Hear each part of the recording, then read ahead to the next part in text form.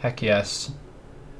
Ladies and gentlemen, may I have your attention, please?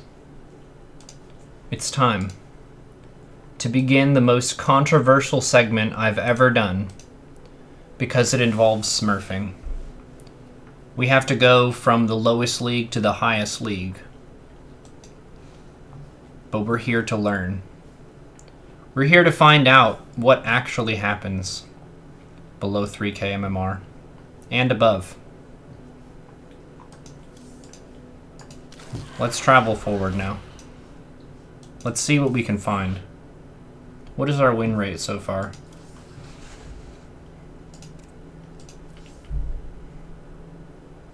Yeah, I guess we had to lose games to get it down there.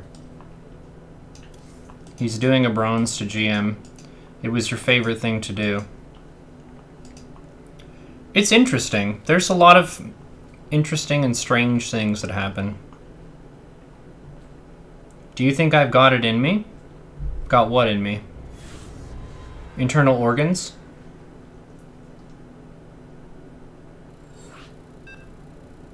I need face paint.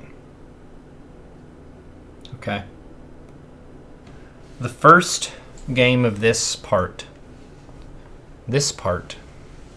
in the Bronze Jam is against a random player.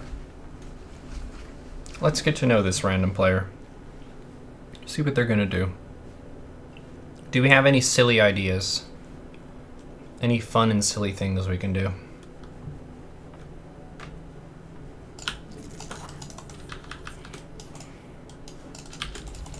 I feel like being annoying with a drone would be amusing. A lot of people like drone scouting against random. Personally, at a high level, I do not do that. I prefer to just kind of hatch gas pool and play with a lead. But a lot of people are comfortable with some information, knowing what the race of the opponent is and what have you. So let's go for it. Let's send a brave drone on a journey.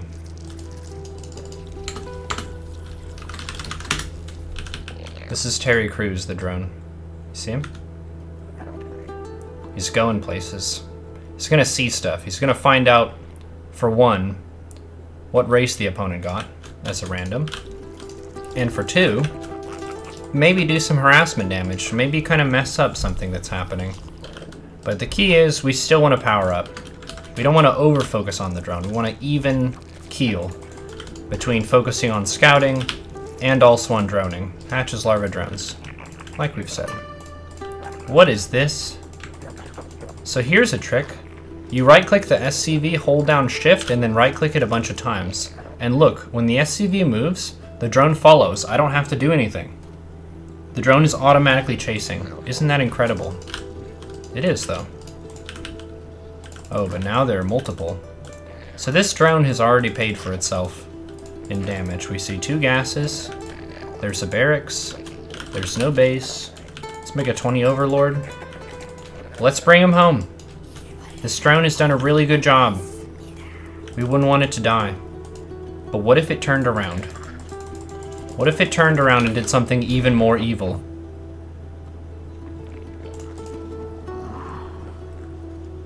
So this is creating an interesting object for our opponent to interact with. And what is it all about in StarCraft? It's about being fun and interactive. And this is interactive. There's now a base where the opponent would normally want to build a base. So now we can just do silly stuff. Silly stuff. And this is a buffer, right? This is a 1,500 hit point buffer between ourselves and the enemy. I'm just making drones. I forgot to build a spawning pool, but does it really matter when this is what the Terran is focusing on right now? 1 man with a gun and a suit of 2 men with guns shooting this. There could be a Reaper in my base, but there isn't. Why isn't there? Because there is an interactive object at the opponent's base. Interesting. I'm just gonna let this finish. Why would I not?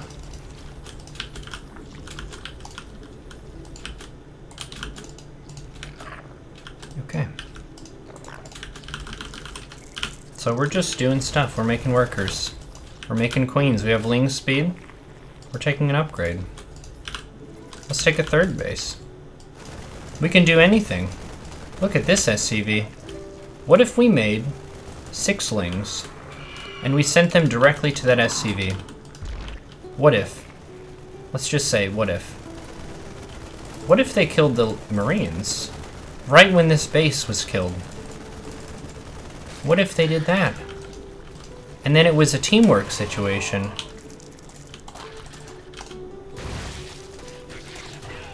It's like art.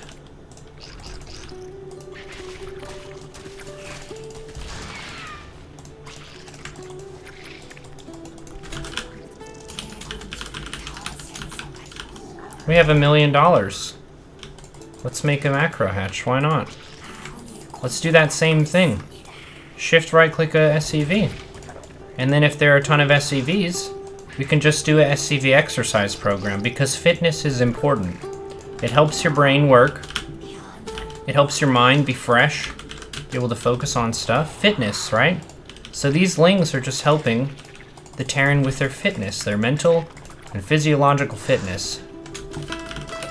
And we're droning up. We're just macroing, taking bases, making overlords, hotkeying the macro hatch, taking an upgrade, taking a Bane nest.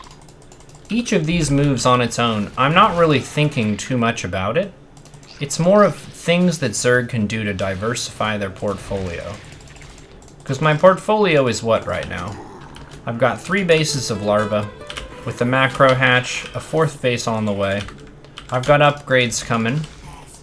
What else could I get? I could diversify my income by having more gas. So we take extractors. And we take extractors specifically after we passed 1 base mineral at the location. We don't want to take gases before we have full mineral saturation. Because full mineral saturation is super important. Because most units in the game require more minerals than gas, and most structures as well. You can just make heaps of lings, take a layer, get to tier 2, set the rally point of all the hatches to the 3rd base. Oh my goodness, there are cyclones? Is this a proxy? I think it is. Cancel the base at the last second. This is incredible. This is a proxy factory cyclone build. Because I've been in the base, I know there's not a factory there. Wow. I was not expecting this. I guess we should attack this stuff.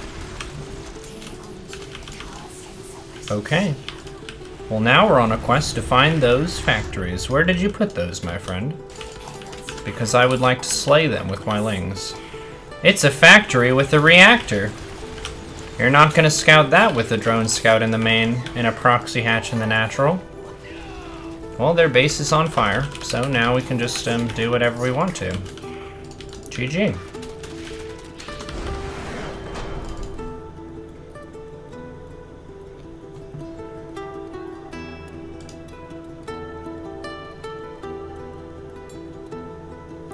What?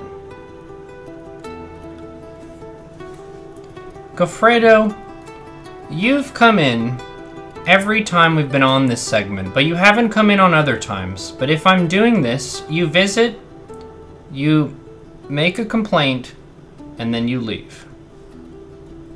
This is a pattern I've noticed. I've noticed this pattern. There are a lot of people who really like this content because I can be very long-winded about my commentary. That was interesting having the drone hit the SCV on the barracks. Yeah, that's a really nice technique. It makes it a lot easier on yourself, rather than having to physically look at where it's going to be next and anticipate the moves and stuff. What a lovely game. Yeah, that was refreshing.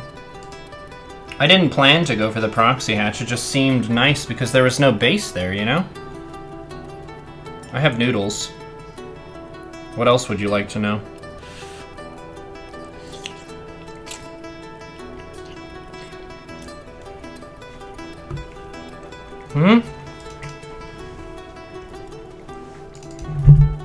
Who was trolling about the content? Oh, there was someone who was taking issue with this being smurfing, which it technically is. But they were saying the same thing that they had said every time I've done this.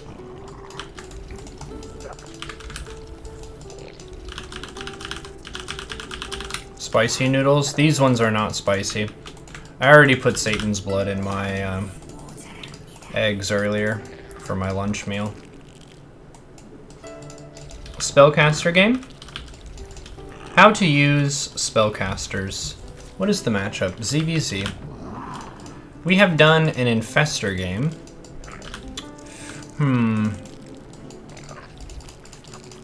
We did Infestor ZVZ. We could focus on Vipers. The issue with the ZVZ is a lot of stuff doesn't really make it to Lair Tech. But this is a lower league game. We can go wherever we want to. What do we do? Hatch, gas, pool every time. 17 hatch, 18 gas, 17 pool. I'm just rallying these eggs to their respective places. Whenever you have 16 out of 16 here, that's a sacred time. It's a wonderful time. It's perfect minimum saturation. And I feel like to pull a worker off of that, you have to have a really good reason. Because look how happy they are. It's 2 drones per patch. They're just harvesting away. Every trip is making you stronger. Every trip is moving you toward defending the next base or the next set of units. It's fantastic. Thank you, Tin Fox. Appreciate that.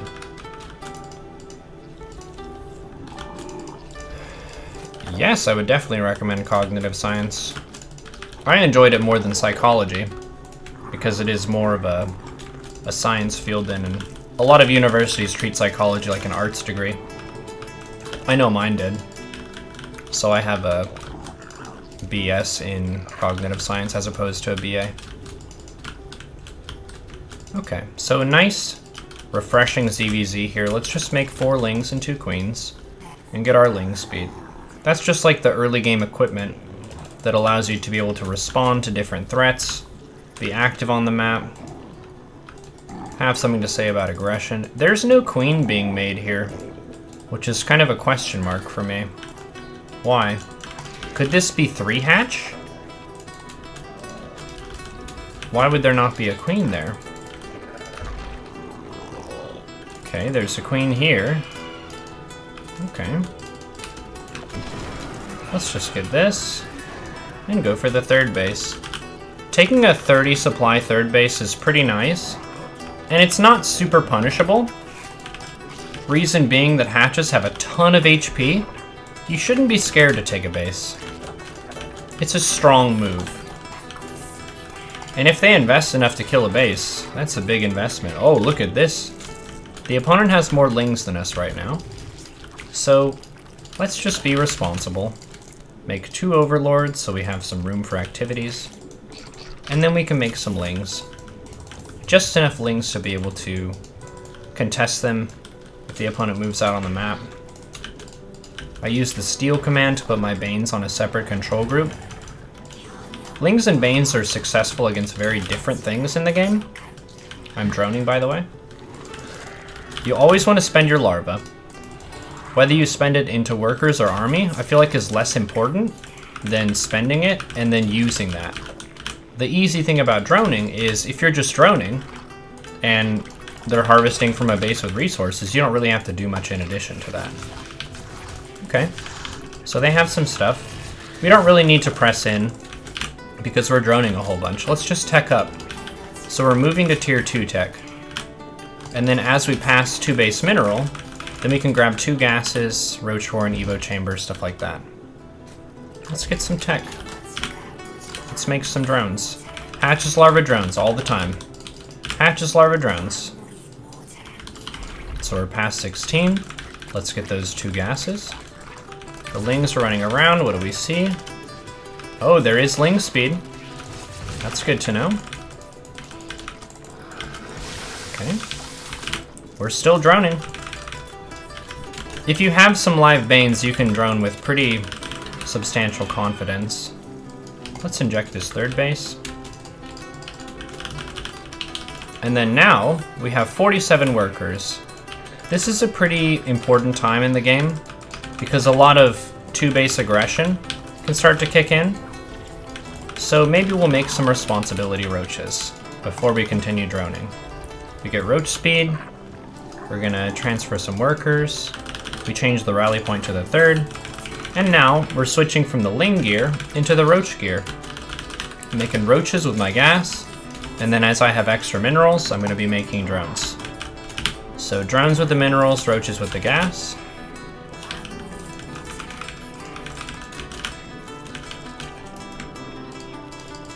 Let's send 4 lings into the opponent's main, try to get a scout, and do an overseer. Let's see what this overseer can do. Hatches larva drones, I'm just droning. Just droning. Droning and droning and droning.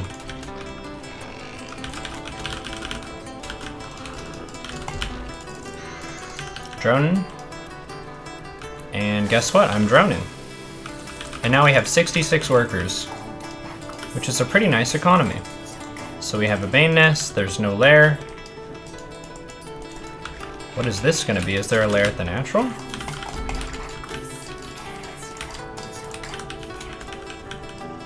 Oh no. Okay. So there's no lair. It's just mass Lingbane. But they're on 2 bases, right? So I'm just making more from the map. I don't have to attack anyone. If I don't want to. I can just keep teching up. And I want to be really meticulous about my saturation. I want to make sure every base has at least 16 workers mining minerals. I think it's better to have a little bit more than 16 and lose a little bit of efficiency than to have less. Because if you have less, you're failing to capitalize on the resources you're defending. Because these roaches are doing a good job defending these bases. We should get some return on that. We should make some money, and we are. Good job, everyone. I just made a ton of overlords. Looks like there are some lings. We could see it on the mini-map. So we'll try and defend this. These lings don't have an upgrade.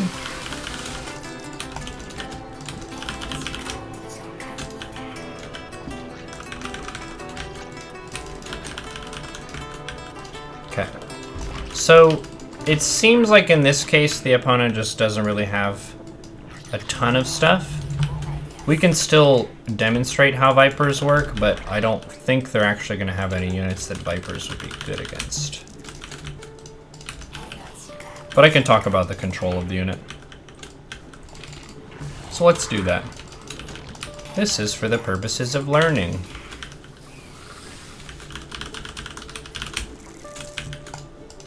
Taking both Hydra upgrades. It's fine to queue it up. A lot of times you get those cultural things in StarCraft where people tell you that you should play exactly how the pros do. Don't queue up anything. Really though? For the vast majority of players, it's better to just queue it up so that the processes are running and you can focus on other things, rather than trying to min-max every last mineral and gas. That's my opinion. People can have other opinions too. You don't need to do it that way. So I made 2 Vipers and I always keep them on a separate hotkey from my army. The first thing I do is put them at a similar place to go get some energy. So these Vipers are being born, my army is just resting right now. Okay, we can get another Evo. Hydras are out, that's fantastic. Overlords are dropping creep. Excellent. So the Vipers are out.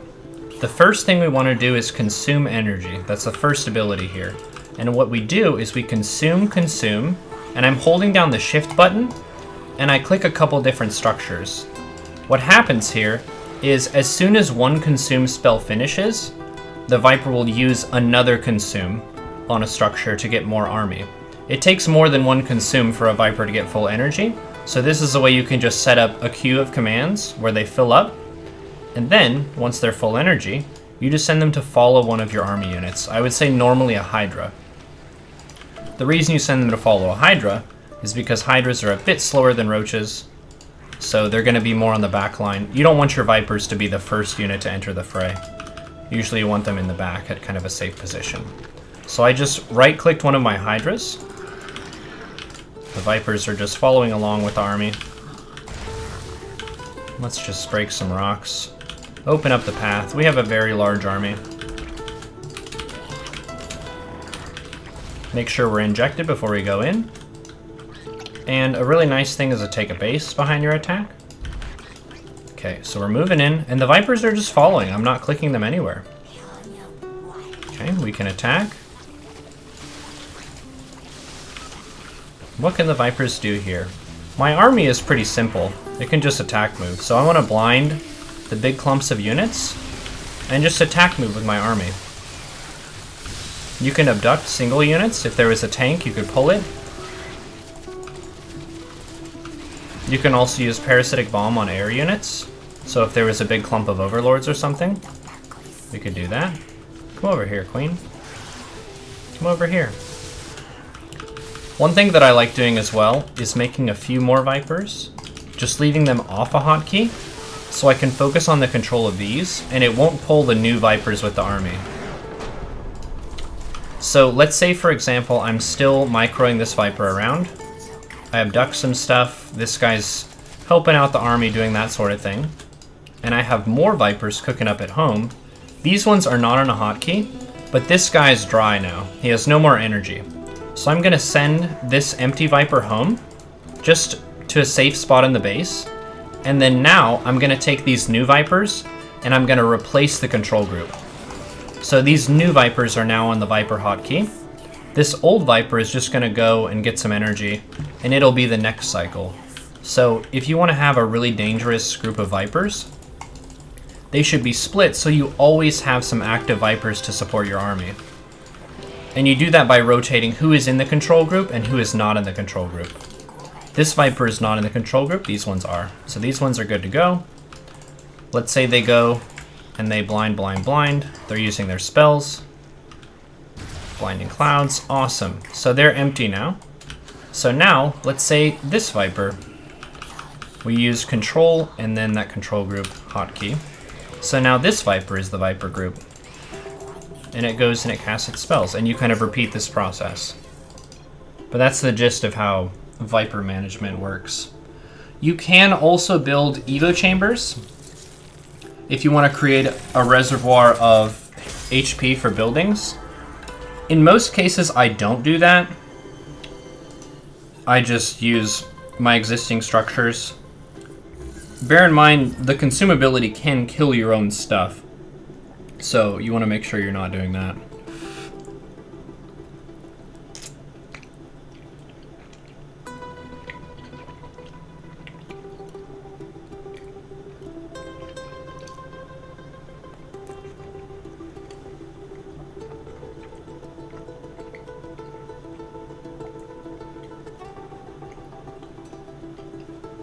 Can you remove units without making a new one? Yeah, in the command card, if you Control-Shift-Click a unit, it'll remove all units of that type from the group, and then you can hit Control and then rebind the group. I think you should check out the unit management class that we've done, because that's explained in really thorough detail, and other different types of unit management techniques are in that as well. You're welcome, Pandora Dota. The minus large number of stuff is provisional MMR. It's like your first 25 to 30 games, I believe. And you move up or down a lot more.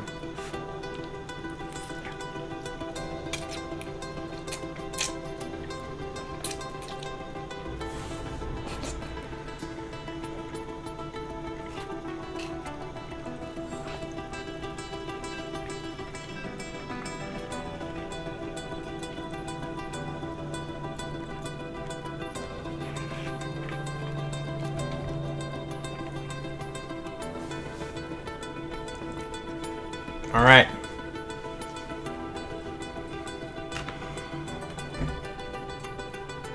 You are using overlords to drop creep between the bases instead of queens.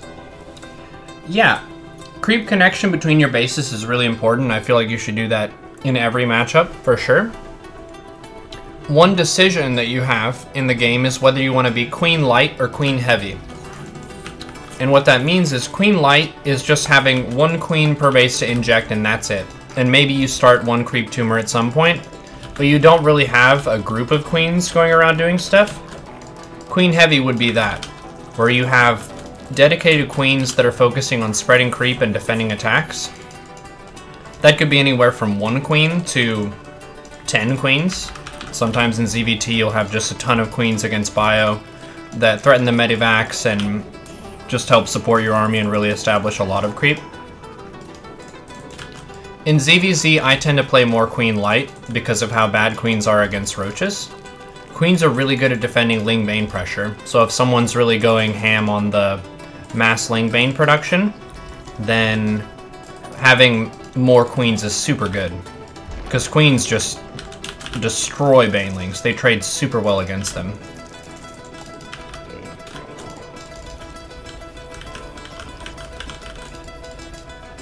Okay. So let's just do a normal Hatchcast pool. This is a random player. We drone scouted before. Let's play this blind. Let's play this without scouting with a drone. We're just going to use our Overlord. This Overlord is our vision. I like to send my second Overlord to scout for proxy and stuff. So it goes more on a side lane. More on the scenic route. We don't see too much. Let's go back over here. Let's just rally another worker into the gas. And then get our 19 Overlord. Send it outside the base. If anyone has played MOBAs before, you want to think about Overlord placement kind of like ward placement. The more vision you have on the map, pretty much the better. There isn't really that much of a downside. There are a couple scenarios where you can get punished for that, like if the Protoss goes Mass Phoenix or Terran makes a Viking or something. But in the vast majority of cases, spreading Overlords is a really powerful move, because it gives you lots of chances to notice the different aggression that can come your way. So I'll talk about the build I'm doing. I pulled 2 workers off gas to boost my mineral income a little bit, and I'm making 4 lings. I saw the probe go over here, so I want to clear that off, the 3rd base, and we see the build here, so it's Gateway, Cyber Forge, and then a base. So this, to me, looks like a particularly safe and cautious opener. Well, why is that? Why is it safe and why is it cautious? The reason is they went for 2 gateways, but there are no units coming out. If they wanted to be aggressive, they would just make units as soon as that was good to go. So they're just trying to defend themselves. There is that pylon over at my 3rd base, so let's clean that up with the lings. But here it's all about how fast can you drone. How fast can you really drone? Whenever you have a big group of larvae like this, try to make 1 Overlord, rally it somewhere, and then all workers. That helps a ton with avoiding supply blocks. So we're just making all drones, and then you see this inject and this inject. As they fall, I want to do the same thing. Let's refill the gas at around 330. I want to do the same thing, make 1 Overlord, and then make drones. Tons and tons of drones.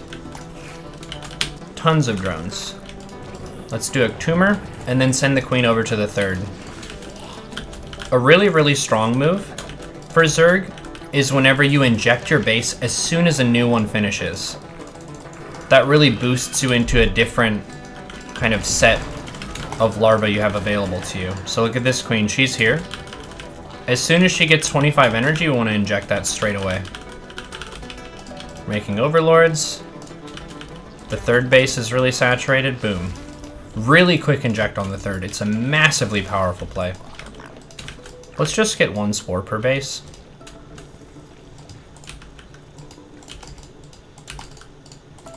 We don't know whether it's necessary, but we also don't know that it's not necessary. It probably isn't, but 3 drones to survive DTs and stuff, I think is completely and totally worth it. Let's think about Hydralisks. Hydralisks are really nice against Protoss and Terran. But the thing you have to think about before you think about the unit you want to make is the economy size you want for that unit. Hydras are pretty expensive. It's 100 minerals and 50 gas for each one. And there are 2 upgrades you have to get for them to fully come online. So I feel like Hydras really shine once you have full saturation. Like 70 workers. So let's make some more. These bases are mostly saturated. Awesome. So now, let's just make a heap of overlords. We did a good job making a ton of drones. And we see some units coming up. Warp Gate research is done here. That means they can start boosting out a lot more units. Let's get both of these upgrades. Let's get an Evo chamber. And then now, all the overlords are gonna finish. So let's make all Hydras. Zerg is played kind of in a wave sort of fashion, where every time your injects fall together, you have a big decision about what you're gonna make next. And it should be supply, workers, or army. Those are the main categories there. So now, we have the worker count we want, for the most part. We could have a couple more, but we have a pretty good economy here. And we made a lot of room for activities by making a big round of overlords. So now we're really slamming out those Hydras. And then look, uh-oh, we have a ton of minerals, but not very much gas. We can make Lings with our minerals. And the Lings act as a really nice buffer for the Hydras as well. They're pretty cheap units and they can absorb some damage for us. Let's take a 4th base. And let's also just send 1 Ling. I'm gonna shift and then click. And then I'm gonna go over here. I'm gonna hold down shift and click. And then I'm gonna hit control and rebind my army. And what I did there was I sent 2 units, 1 Ling to this base and 1 Ling to this base, that are off my army group. I can move my army around as much as I want. I can kill the rocks, but this Ling will stay. And for 1 Ling to be at a base like this is well worth the information. It's only half a supply, and this is a really crucial location on the map. You really want to know how many bases the opponent has. And if they just send a worker over there, this Ling will kill it, which is awesome. Let's make a big wave of overlords, because we're supply blocked. And we have our economy, and you can't make army when you're supply blocked, so that's an easy decision. Okay, a bunch of overlords came out. Let's make all Hydras. Another thing that's really beneficial for Zerg is breaking the rocks. If you break the rocks, you create more opportunities for surrounds. And a lot of Zerg strategies are kind of flooding a bunch of cheap units at the opponent. So now we have tons of Hydras.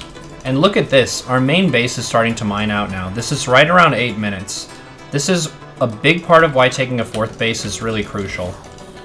Even if you don't increase your worker count at all, transferring your workers means you can consistently maintain your income. Because if the base is mining out, your income goes down. So we split our army, kind of half and half. Some of it's going over there. We could even focus this Colossus down. That'd be nice. Okay. Colossus is nice against Hydras, but the problem here is we just have way too much stuff. We're effectively beating rock with a ton of scissors.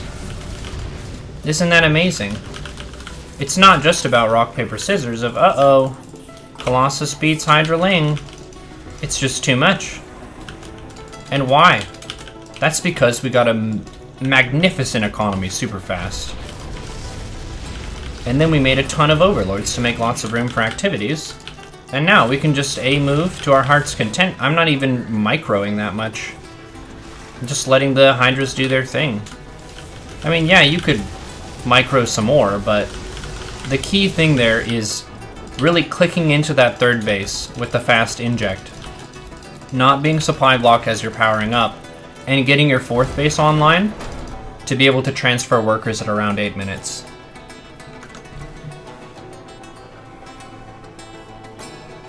K2K Star, what's up, my friend? How are you doing? Copying a Velo's build? If he has a build of Zerg versus Protoss, I do not know what it is.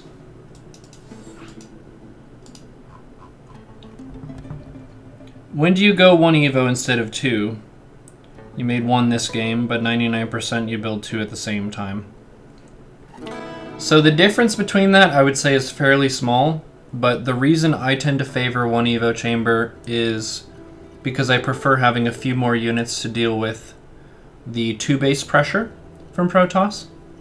The Carapace upgrade is pretty expensive. That's 150 gas, which is 3 Hydras and what, 6 Roaches? It's fairly expensive. I tend to favor the attack upgrades if I'm against Protoss. Does anyone Diamond and below say GG? Yes, actually, we had some really nice opponents we faced. Even when I did some nasty cheeses, they were just super nice. People don't GG at this level? Sometimes they do. I don't consider it BM if someone doesn't GG at the end. It's not rude. It's just they're not having that extra layer of courtesy and etiquette of GGing out. And that's fine. I would not take that as a personal insult if someone did not GG. I would probably argue that saying GG helps you manage your own tilt a little bit, because it's kind of setting an anchor of positivity, of that it was a good thing. Even if you're a little bit grumpy, a little bit frustrated at yourself or how the opponent played, just having that as a little hook for yourself and how you think about what happened. Well played is even better, just type in a WP at the end. And this is part of Idra's problem, right? Is I think the main reason he was so furious all the time was because he perceived himself as losing to stupid people constantly. And if you're losing to stupid people, that means that you're more stupid, and it was just too much. It's too much to bear. But if you lose to some clever and cunning people, you can respect their approach, and you can think about, all right, how does their approach work, and how can I do better against that approach next time? And it gets you more in the learning and thinking and adapting mindset, rather than the, I wish the game was different so that people couldn't play like this. You can't change that. It's like being on a boat out at sea and just wishing that there wasn't water everywhere that you had to go over and being upset that there's water everywhere. It's there, you have to deal with it, and if you want to go across it, you have to cross it. You can't wish that there were no oceans and seas. I mean, you can, but it's not going to do anything. So it's just a nice cannon rush here. Let's just start to get some pepper on these. Let's get some damage. Okay, so this lane can go here. Lings are higher DPS than... Can I get this? No, we'll go around. Isn't this fun? Nice, refreshing cannon rush.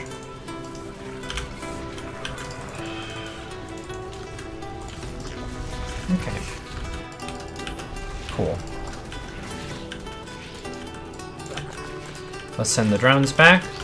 And then 30 Overlord. We're kind of back into a standard macro game. This is what I would call a budget cannon rush, where they only send 1 probe, and they don't make gateway, shield, battery, robo, all that. It's just, they were kind of hoping to kill your base. Would have been nice, would have put him ahead in a strong spot. We defended, but we know they have a forge, so we probably won't be able to. Remember the same thing, a ton of larva falls, you make an Overlord and then make the drones. Really good safeguard against being supply blocked. Okay, so we can send the Lings now. Another Overlord. We have this 3rd base, 4th, 5th, 6th. I'm using camera location hotkeys for this. You can investigate how to do that. It's in hotkeys, global, camera. The most common approach is people using Control F1, Control F2, Control F3, F4, and F5. But I use the core, so my method is a little bit different. Okay, so we're making more Overlords. This base just is overflowing with workers. So we're gonna take 2 gas and a Roach Warren. Let's get a lair, just to move up the tech tree, and we're still droning. Still just droning away.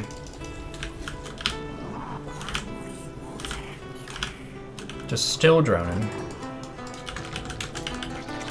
We can keep looking around here in the main. What's up? Rusty Tang. My longest relationship ever. Feels bad, man. Hey, I appreciate you. So take that. Thanks for hanging out. Thanks for supporting the stream. Okay. I think these lings might be able to kill those. I think. Yeah, nice. Okay, so it's 2 cannons. Is there tech back here? I feel like there's something missing to this equation. Is there something missing? Is there a dark shrine hidden on the map? I don't know. I'm gonna cover my bases. Get some detection. We have 54 workers. Let's make some roaches. The opponent's on 1 base. Maybe. There could be a hidden base. I don't actually know. Let's make roaches. Roach Queen is kind of your go-to early to mid-game. It's really tough to kill a Zerg with Roach Queen. They're both beefy type units, but they're both slow. So they're not always the best at going for fast attacks unless you get a Nidus. But Nidus is pretty expensive early on. Let's just send an Overseer around the map. Kind of ascertain what's going on. What are you doing, my friend? What are you doing? Once the roaches start coming out, you really want to up your Overlord production. I was doing 1 Overlord before I would spend the big larva explosion into drones, but now roaches are so supply hungry that I just made 7. Just make 7 Overlords. So I have tons of room. Look at that. There we go. Awesome. Let's drop creep with these. Let's make 1 Overseer for the army. And then this happy Overseer is going to go around and it's going to scout all the different base locations. One of the biggest pieces of information you can get on your opponent, and I would say the hardest one to hide, is figuring out their economy size. Because Protoss could go for Stargates, they could go for Robo, they could go for Gateways with Twilight, they could go for Immortal Sentry. And a lot of times they're going to invest in Stalkers and try and hide whichever one that is. So you can't always reliably scout their tech, but you can pretty much always scout their economy size. So this Overseer is looking around. Thank you, Who's Your Sunbae. Insert joke here. Insert coin. Cool, so we're just happily making roaches. We have 59 workers. We're making more use from the map. We don't really have to do anything. This is kind of like the Stefano Roach Max, you know? You just get such an overwhelming amount of stuff. Look at this, now we made another big round of Overlords. All roaches. And with Legacy of the Void, we have Ravagers that can be made, which is awesome. Ravagers can break force fields. Ravagers are also higher DPS than roaches. Let's look at the difference between these two. A roach has 145 hit points, weapon speed of 1.43. What that means is every 1.43 seconds they fire. Ravagers have 120 hit points, so you lose 25 HP when you morph a Ravager, aside from gaining the health of maybe you go from injured to full health. But then the weapon speed is 1.14, so they fire faster. In addition, a Roach has 4 range and a Ravager has 6. So a Ravager is effectively a backline unit, and the Roach is the frontline unit. The Ravager has more DPS, but it's also more squishy. So let's make sure the Ravagers are way in the back. You can use Control-Click to select all units of a given type and make sure they're way in the back. They'll get there once we get to the fight. They don't need to be right next to the Roaches. Okay, so we can just attack move here. Let's drop the Changelings and do Oversight so we can see lots of stuff. And then we can just scoot in so all the units are firing. We can use Corrosive Bile on some buildings. Excellent.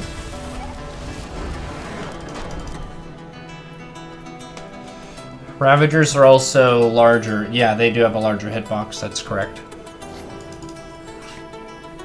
How do you manage injects? I just leave 1 queen at each base and I cycle through the cameras using camera location hotkeys, and then I manually select the queen.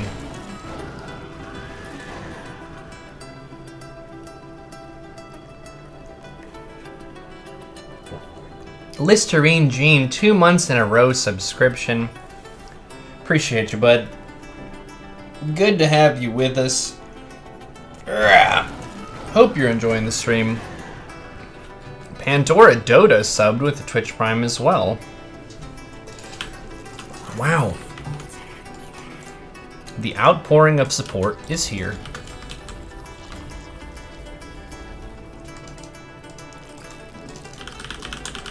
Someone goes to Costco. Dude, I went to Costco, what, 2 days ago?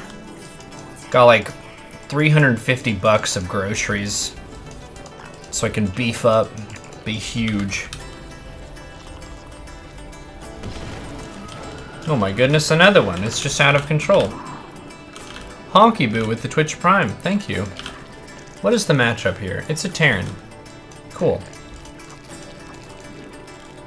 Cool. Let's do a pool first opening this time. Just to have a little bit of a different dynamic, because we go hatch first almost all of these games. We can go pool first and see what that feels like. So I just went 17 pool and then I took a gas. And I'm gonna send my 17th worker next, my 17th egg, over to the natural to take a base.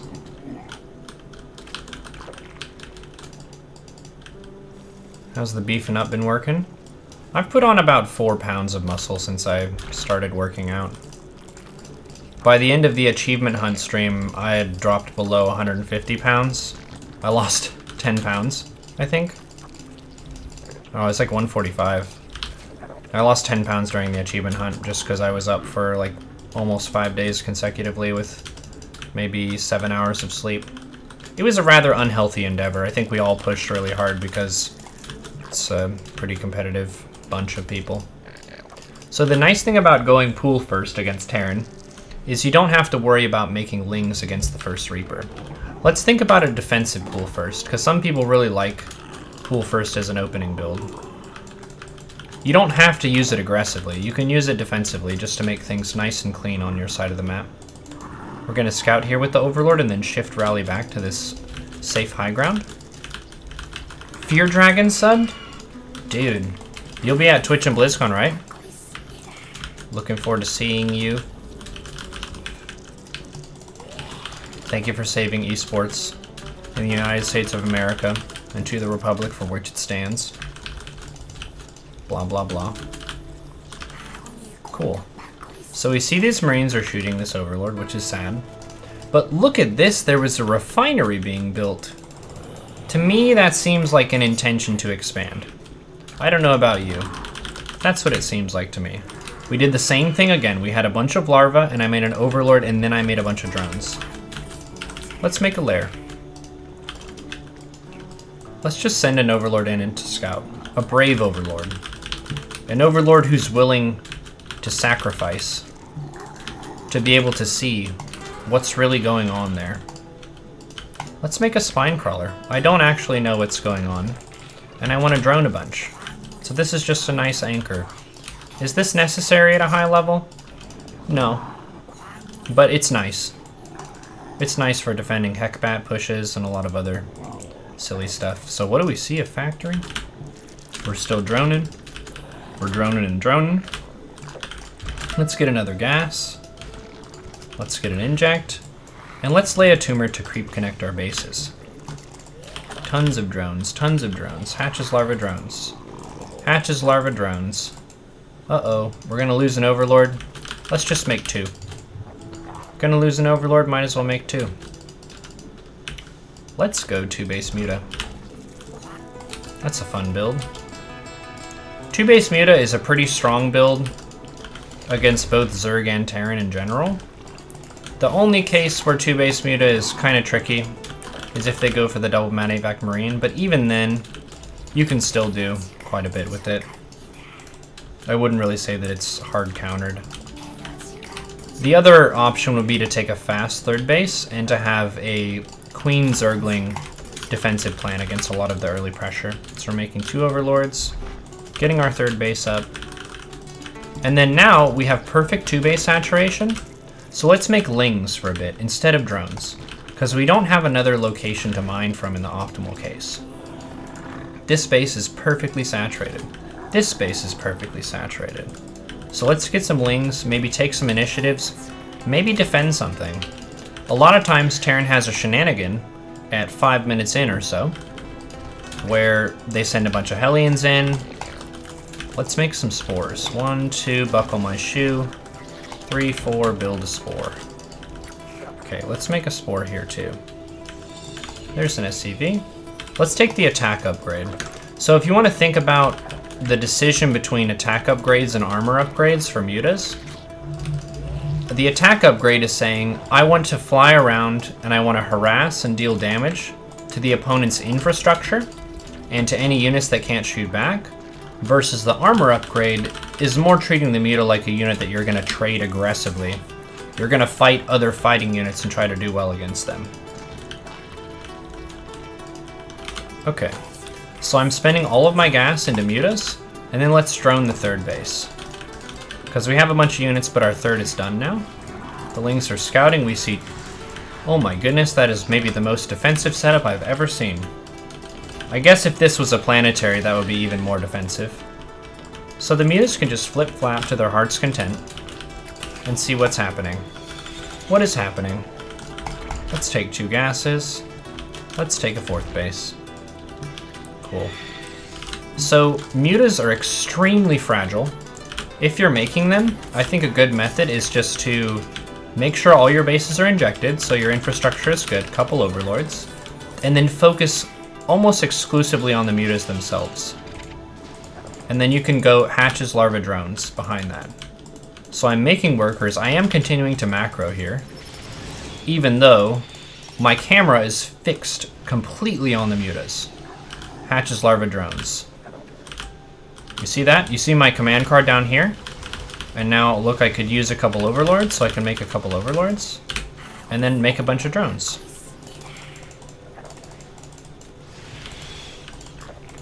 And then a really nice habit to get into is whenever your mutas have done something, and you want to do something else, like go inject your bases, put them in a safe spot.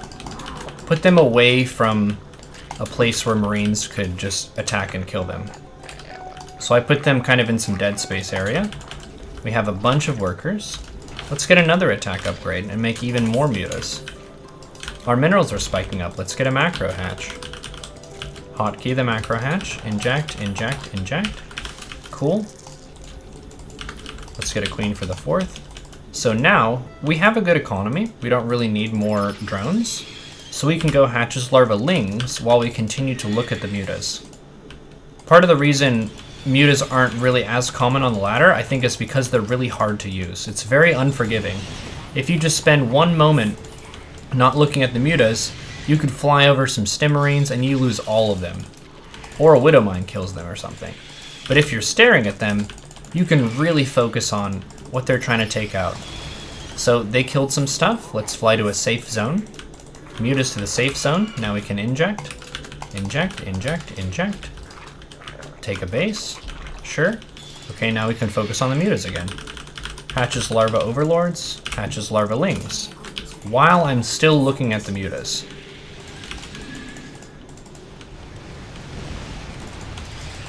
And we're getting to the point now where my muta count is so high that I can kind of just push over stuff like the missile turrets and whatnot. So we're making more mutas, hatches, larvae, mutas. You want to be careful of your rally too. Cool.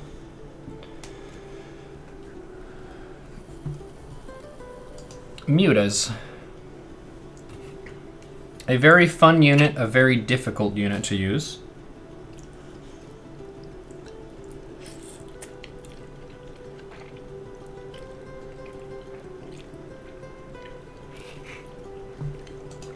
Got him.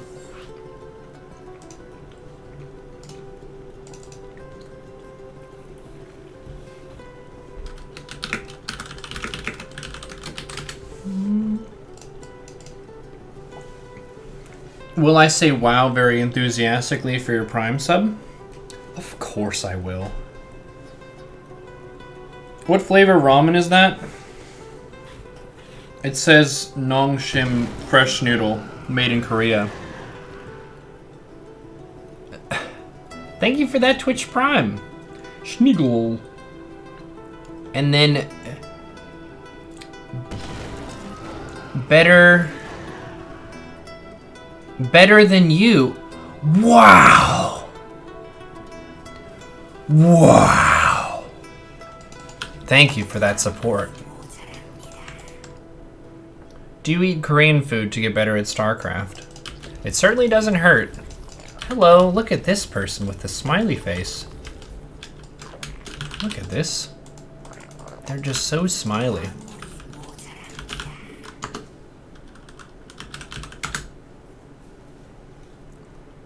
Thank you.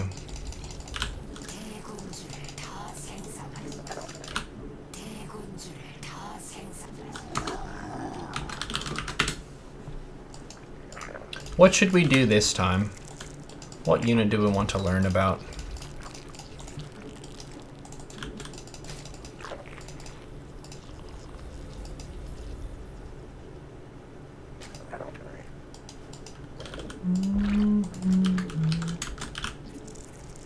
So much Famalam tonight. Ultras, Overlord Baneling drops. Wipe the smile off the opponent's face. That's mean. This is a bronze to GM. We're not trying. We're trying to be as nice as we possibly can through this, which is tough. What's up, Dorak? Lurker or Infester? Let's do Lurker. Let's do Lurker. We did a double Lurker drop, but we haven't done the thing that Violet taught me. So for a little story time, I was at the team house in Atlanta, Georgia, with Polt, Violet, Jack Attack, and Polt was very much keeping himself to himself kind of a thing. He didn't really practice with either of us, but Violet practiced with me a whole bunch. And his Protoss was high GM, as well as his Zerg being pro level. And he was saying that one of the best ways to really rustle a Protoss player was to do a Lurker Ling Nidus in their main base, kind of in the mid game. So let's move toward that. We can open up with kind of a standard thing that we normally do, where we get Ling speed, pull 2 off gas, scout, drone. What do we see? Okay, warp gate research. Excellent. Why is there not a second base? There should be one by now. No? You don't have to take one if you don't want to. It's a forge. Oh my goodness, it's a proxy robotics facility at this base area. Let's inject our bases just using camera location hotkeys. Overlord comes out. Taking our third base, and now we can have a nice macro game. Wonderful. 3:30 is the checkpoint for refilling gas. We hotkeyed our third, camera location. Let's make another Overlord. When these injects fall, we're going to go 100% drones. All drones. All drones. We made a couple Overlords. Okay, we refill the gas, 3:30. And then we're going to go for a lair. Okay, there's the lair. What do we see here? A Twilight Council. Magnificent. Okay, so we have a queen there. Let's send this queen over to the third. This space is overflowing with drones, so we'll take a gas.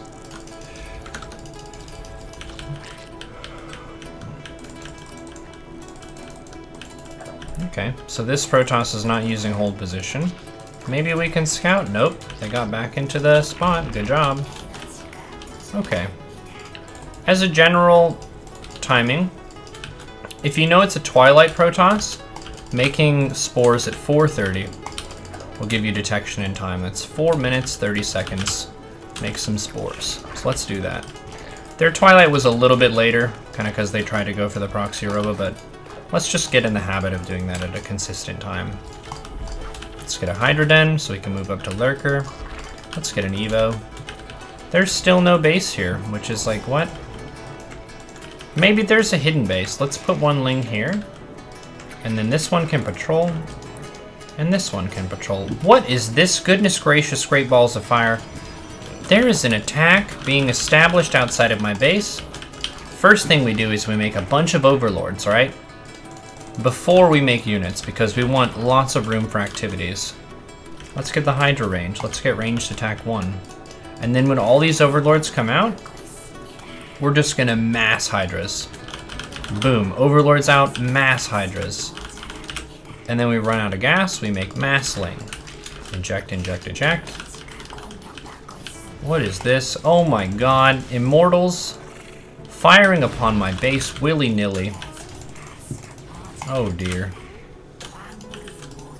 Okay. They really, they upped the ante on that with the Proxy 1 robo, but then it was shut down, so they built 2 at a different location. Astounding. Okay, we're doing the same thing. We're getting close to being blocked, so let's make 3 to 4 overlords. We can make a lot. No problem. Cool. So we defended that. That's great. And remember here, we're trying to do the Lurkernitis play. So let's get that. Let's get that Lurker Den. We still need some. Okay, I guess they can just surrender.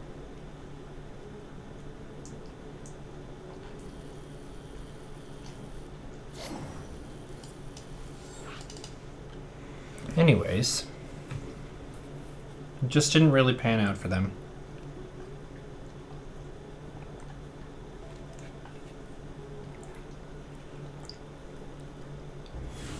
You don't understand what was the plan. To get a bunch of Immortals with shield batteries and to attack me.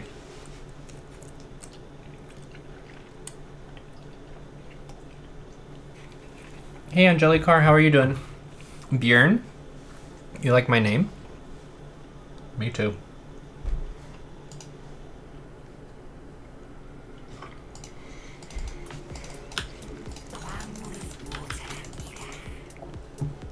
What is my APM? If I'm playing well, it's about 400. Or like high 300s. It'll be 400 if it's like a Lingbane Muta macro game against Terran or something. Cool, so this time we have another Protoss. Let's try it again. Let's see if we can do it. Did he scout Neuro at all? Yeah, he scouted with the Proxy double robotics facility shield battery double immortal attack. That was the scout. I just massed drones. Your apparently favorite Swedish American? I mean, I'm ethnically part Swedish. But culturally, I'm basically just American. Björn is my favorite character in the Vikings TV series. Have you seen that? It's awesome. Is this live? Is it? Boston Scotch, is it though? Or is it? Are you alive? I'm alive. I feel alive. Awesome show. Yes. Yes. You like Floki? It's a live replay. Is my current APM a product of years of playing the game? Did you practice higher APM? I think most of APM is game knowledge. If you're looking at people's play, especially in the lower to mid leagues, most of the reason their APM is low is because they just honestly don't know what they should be doing at a given time. So it's more of a knowledge thing rather than a speed thing. It's not like when you move up the leagues in StarCraft, you're becoming a physically faster person with faster reflexes.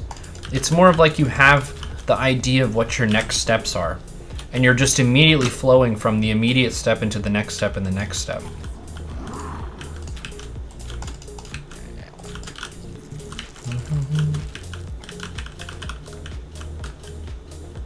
Are you just Björn or have you become Björn Ironside? Maybe I can be Björn Ironside when it's in GM. You get 1 free name change per season per server, by the way, if you didn't know. Okay. Let's send the Lings, and we're gonna try to do Lurkernitis. I don't know if we can actually get it because If they all in or something or just give up, then it won't work, but... Did I watch The Last Kingdom? No. Did you know that Vikings wasn't actually filmed during the Dark Ages? It's supposed to be set in the Viking era, not the Dark Ages. Okay. So the opponent has a forge. They're pulling probes. I'm still just droning. This is kind of similar to the Mutads, right? Where we're focusing on one thing with our camera, but we're also hitting our hatchery hotkey, and then selecting larvae, and then massing drones. And we need to make an overlord, and we're making drones. A lot of players, especially new players, just would stop macroing entirely during that, because they wouldn't realize that they can still just crank out units even if they're not looking at their base. You don't need to look at your base to make drones. You can fix the saturation later when you have a better opportunity.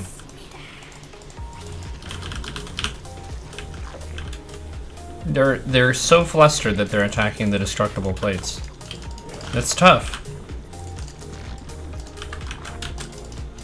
Has my day improved? I would say yes. How was your day? Yeah, we got off to a bumpy start. I was rather grumpy at the beginning of the stream. I'm in a better mindset now. Okay, so they killed my Zerglings. What did I scout? Cybercore.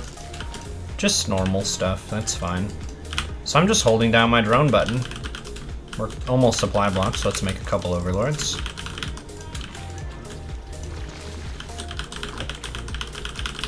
I switched from my grumpy pants to my happy pajamas. That's adorable. Let's make a Hydra Den. Let's get an upgrade. Oh, we already have one of those. Let's just set the rally to the 3rd. That's the only base that needs workers. 1 spore per base. So we get some vision. Let's even get a scout, Overseer scout. Let's get drones. Just hold down the button.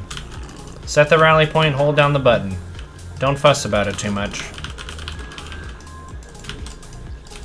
It's about having that lack of inhibition with your workers. I think Day 9 said it back in the day in some of his dailies. He said one of the best ways to lose is just to over-drone, and then a huge attack comes, and it's like, ah, crap, I died. And the reason he said that was good was because it's really easy to find out what you should have done differently. Like when you should have gotten the key scout and when you should have stopped droning and started making army. I would say I agree with that. Just really droning with reckless abandon. Just super fast. So look at this recipe here. We've got Hydra, we've got Lurker Den, we've got the Nidus. This is fantastic. This is just fantastic. So now, we need to make a heap of overlords because we have 70 workers, which was our goal. Oops. Oops, I didn't buy my 4th camera. Embarrassment. I like to put my Nidus network on a hotkey. Let's do that. Nidus network is on a hotkey. 4th base is bound with the other bases. We inject everything, the mass overlord comes out, and now we make a big round of Hydras. Let's make Lings now though. And the reason I want to make Lings instead of Hydras is so I can save some gas. I want to save gas and make a bunch of Lurkers. Cool.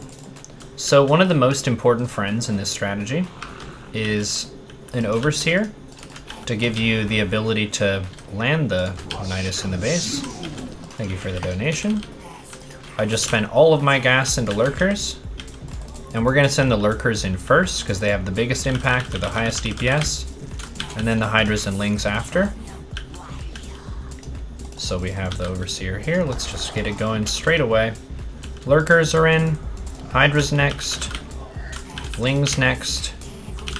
Let's make another big heap of overlords and just change the rally point to the Nidus. Cool. So the Nidus comes out, and now we want to control the area between their main and their natural. Because then they can't transfer workers, and they're kind of out of luck in terms of getting up to the main base. They would have to recall, but it would still present a similar problem of the Lurkers controlling this narrow choke. So I just had a bunch of overlords finish. I can make hydras. And again, I don't have to look at my bases because my bases are all rallied to the... They're all rallied to the Nidus. You see this? They're all rallied there, so I can just make a bunch of stuff. And as soon as it's done, it's going to naturally show up and go right into the Nidus. And then I can just click this exit and hit the unload hotkey. And just unload them. Look at them go. More hydras coming in. More lings coming in. Everyone wants to participate here. They're all happy to be Zerg. It's amazing. Sending them out. Sending them in. Macroing up. Getting the win. See that? Did mastering StarCraft have an impact on your daily life? Like improved multitasking or similar? They've done scientific studies on that. It does increase your cognitive plasticity by a little bit, which is basically your brain's ability to move quickly from one task to another and multitask, as you're saying. It's not a permanent change, though. It's sort of like if you're in the regular routine of playing StarCraft, you get some of those cognitive benefits. But if you stop playing StarCraft, those mostly go away. Do you believe you have mastered StarCraft? It is on my overlay. I feel like that question is answered by the tagline of my whole brand. That's one of the main points that I've specifically tried to hammer home. Is that mastery is a path that is ongoing and everyone can improve. Everyone. Even Cyril can improve, despite how fantastic he is. We are all students of the game. Even the pros are students of the game.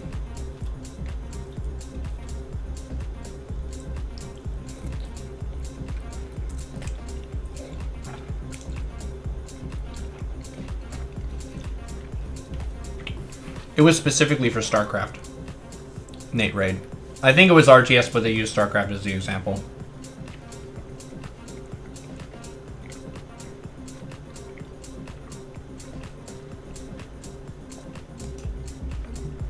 Have you thought about going pro? Yeah, I've thought about it. I'm happy streaming.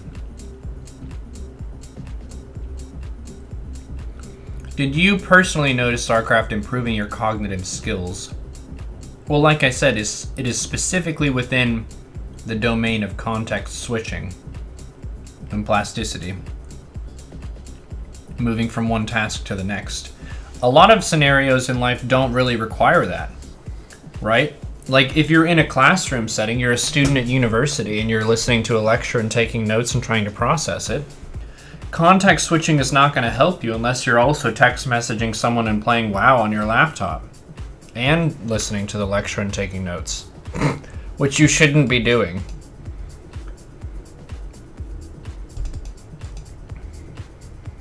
It depends on your job, depends on your work. And I mean, for me, my job is streaming StarCraft, so yes, it helps me. It's one of the big edges for a StarCraft broadcaster, right? Is skill is a factor. If someone has two streams that they follow that are online at the same time, the player who is higher skilled has an edge in kind of creating a reason for them to watch that broadcaster. It's not the whole story. Like, some people like the atmosphere, they like the personality, they like the interaction, they like the music, they like the community, they like the content, stuff like that.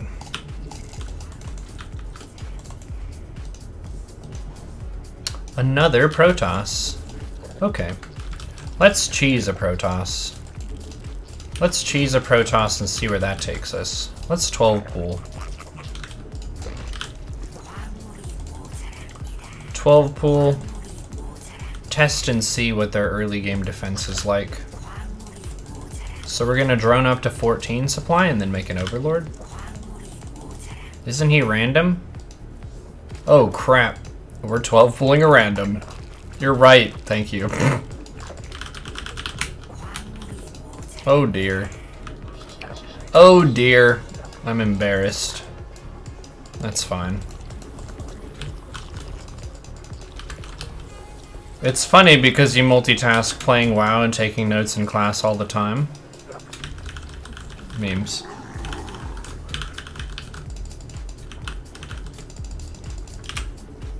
Okay, let's send 6 lings, and then we're gonna take 1 drone, go down to the natural. This is a pressure build, it's not an all-in. It's just a way to check and see if the opponent has some defense. You can do some fancy micro and stuff if you want to. But we can just go straight up to drones now. We're not required to make any additional units. We can just go queen. Go queen drones. Do you think it will be possible to... The chat is going too fast.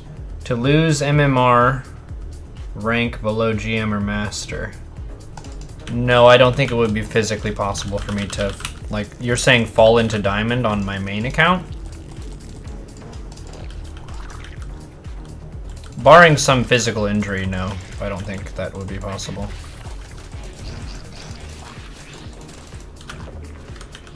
Okay. This is a very crucial pylon for the opponent, I think. So we can do this. And then we can do this.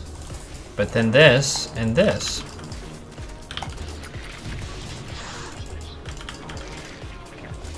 Because I would prefer to fight in this area.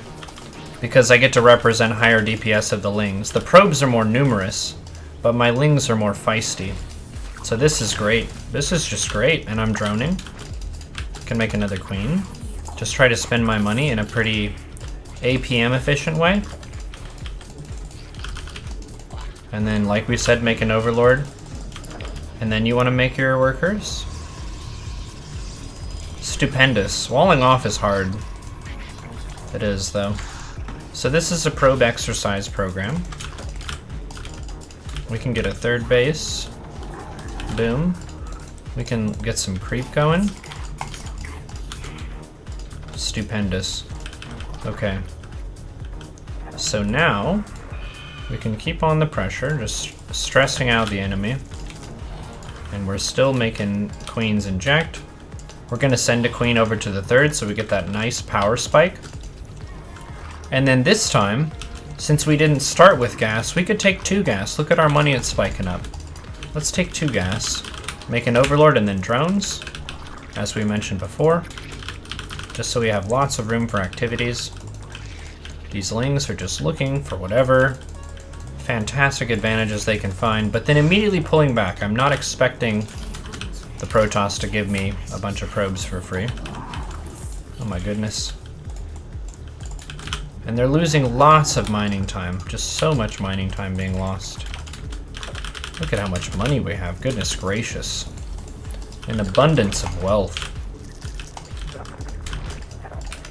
Let's do a strategy where we can just get it over with. Just take them out, wrap it up.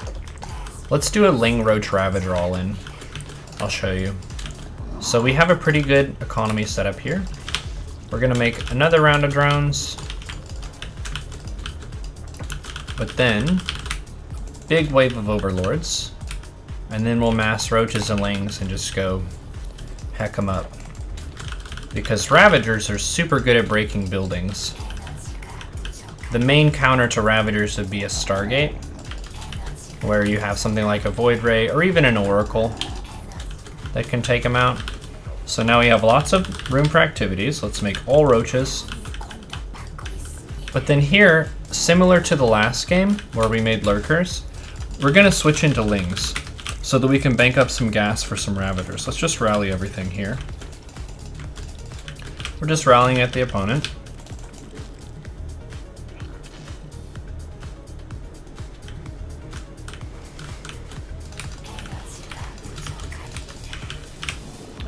Yeah, it's very clear. It is very, very, very, very painfully clear that one of the main factors that holds back Terran and Protoss players in a lot of these leagues is walling off. Just the wall-offs are just not there. And that's something that you can practice in an empty custom game. I would actually advise that because a live game has a lot of variance to it that can be pretty annoying and stressful. So if you just have a custom game of one of the ladder maps, you just practice your wall off maybe once or twice. Make sure it needs to be watertight so lings can't get in. So we can use Corrosive Bile. Let's put the injured Ravager in the back. Okay, and now we're good.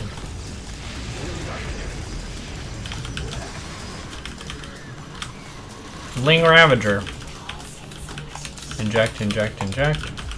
Make overlords. Hotkey the 4th. Camera hotkey. GG.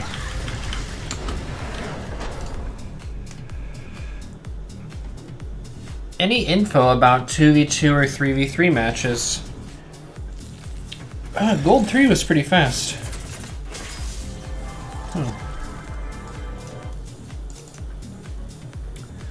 2v2 and 3v3, all of the same 1v1 fundamentals apply of economy management, unit management, macro and multitasking and whatnot. But a lot of the high leagues in 2v2 and 3v3 involve combo timings, where both players kind of go for a similar economy size and both attack together.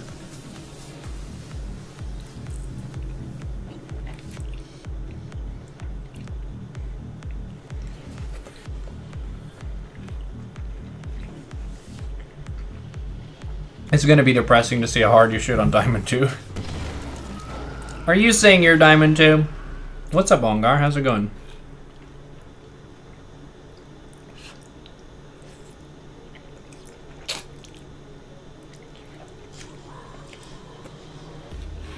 Isn't your ramen cold at this point?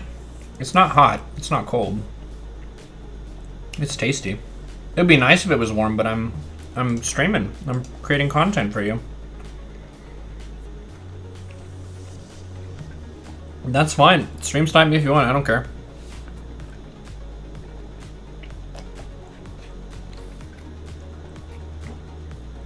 Sure.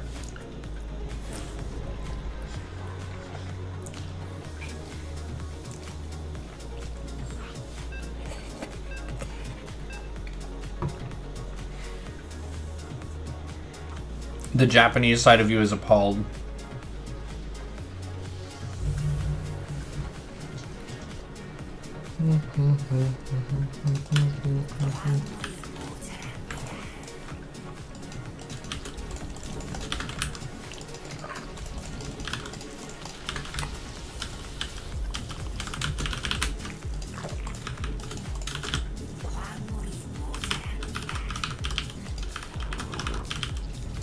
Your Twitch chat GM and you're sniping right now?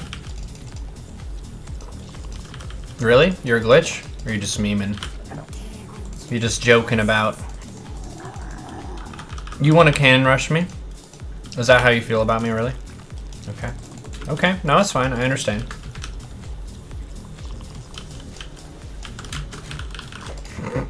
Show noodle box. Is that against the Twitch terms of service?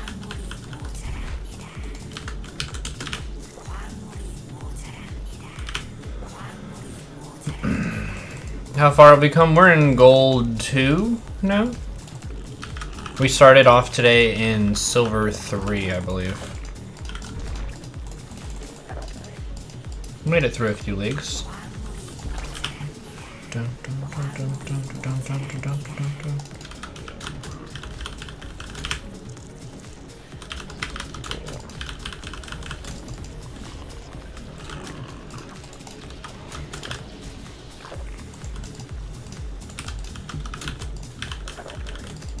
You switched back to Zerg, and now I'm your favorite streamer.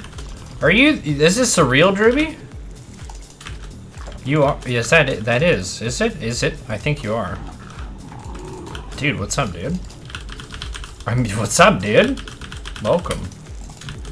Wow, that's nice of you. Why are you being so nice? Wow. Once you get Diamond 1, I'm gonna stream snipe you and kill you with roaches. Okay. Looking forward to it. You'll be famous. It's like instant fame. You know, like whenever you see in one of those movies, it's a bunch of warriors and stuff who come back from a really long conflict. They come back from the conflict and they're like walking through the city streets and everyone's like cheering for them and throwing like rose petals at them and shit. That's what's gonna happen when you beat me with roaches, when you stream snipe me. You're just gonna go through your town or village, wherever you live, and people are just gonna shower you with gifts. They're gonna throw treasure at you. It's gonna be amazing. So the opponent has 2 barracks in the main base, and I didn't see a natural, so it's like, what? I'm just taking a 3rd base. Is this a Mass Reaper build? Is it? Okay. Let's get the queens on a control group. Let's just scout with the Overlord. I still want a drone. Let's get creep connection. If it is Reapers, creep connection is super important. What is this? I don't see any... Oh my goodness, it is Mass Reaper, everyone. Batten down the hatches. Hold the door, seal the gate. Holy crap, the Reapers can jump up the cliff. We can't use the gate. We need to use something else. Okay. We're gonna use Mass Queen here. Okay, what are the queens doing? Okay, this is the order of roles. The queens protect the drones. The lings protect the queens. Okay, so the lings protect the queens, and the queens protect the drones, and the Reapers die to the Zerglings. You see that? That's relationships. We can go over here. It's like foosball. I mean football. You want to go where the Reapers want to go. Okay. Let's go over here and inject this. We can just surround a base. Let's take melee. Why not? Let's make a queen. Let's make some overlords so we have room for activities. It's a Reaper attack. Oh my goodness. Oh no, it didn't finish! It's a lot of Marines though. Okay. Okay. So we can make drones. The drones protect the lings. What? Did I say that? No, I meant the lings protect the drones.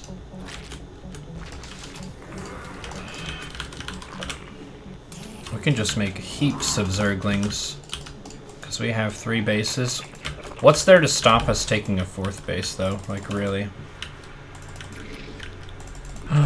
What if we did a funny thing? Should we do something funny? Should we do something funny?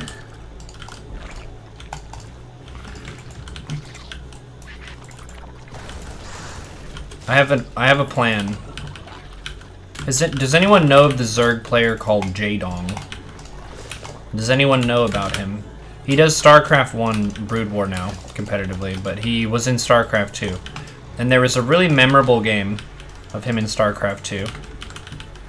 And what he did was, it was like, oops, it was not like that. It was like he was laying in wait for what was about to happen. He knew that the opponent was trying to attack and that a big attack was coming. So he used his strategy. I'll show you the strategy. Let's just make 1 spore per base just for practice. Just for good habits, developing good habits and whatnot. Okay, so we have 1 ling at each of these bases. So we know the enemy is on 1 base. How many banshees can you actually make off 1 base? Not that many. I have a lot of queens. So for this map, what are you gonna do? Like, what is this? What? We're just defending. We're just defending our 1 base. Okay, there's a tank. Great. Okay. So make sure everything is injected. You can inject the 4th base. We want to have vision here. And then, like Jaedong, we hide underground. Do you see that? Our units are placed underground, and then when the enemy shows up, we can emerge and attack them when they don't expect it, because we're invisible right now. This is invisible. Can you believe that? Look at this. Okay, they're getting ready. They're getting ready. It's time for them to attack us. It is. Is it though? Is it? Or is it now the time that we take an expansion? Which one is it? It's 7 minutes 50. Come on.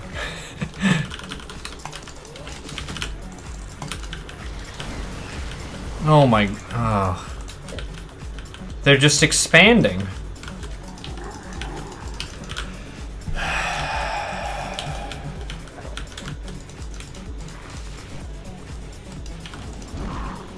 It's fine.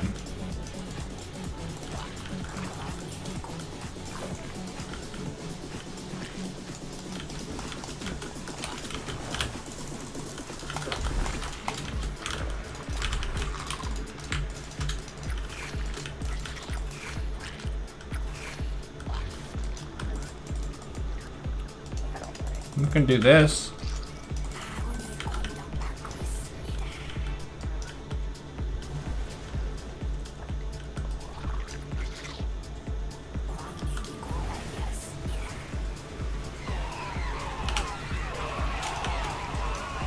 Surprise! Surprise! Jesus, amen.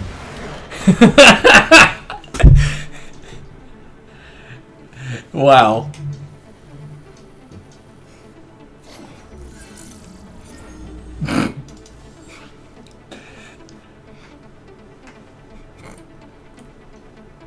It happened.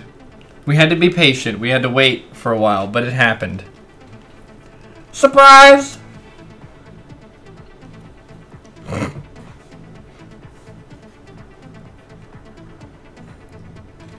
What's up, Theory?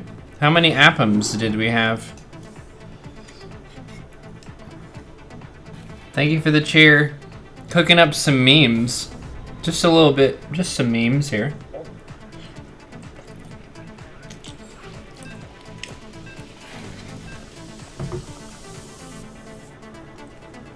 The guy just closed the game.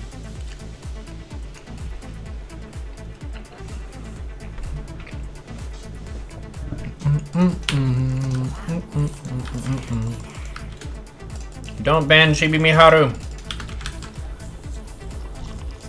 Okay, what do we have this time? Terran.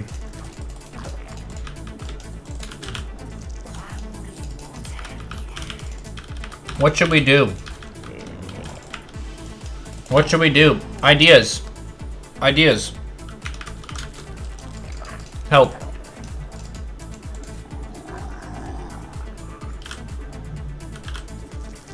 Let's do some infestors. Burrow banelings. Okay, I think we can do burrow baneling and infestor in the same game. Poop. The poop bandits. Oh, we haven't done the poop bandits in a while. Let's do it. Okay, we're doing the poop bandits. It's settled. There are like 300 people who are like, what? What is the poop bandits? You'll see. You'll see. Don't tell them. Don't tell them. Anyone who already knows what it is, don't tell them. No, don't tell them. Don't tell them.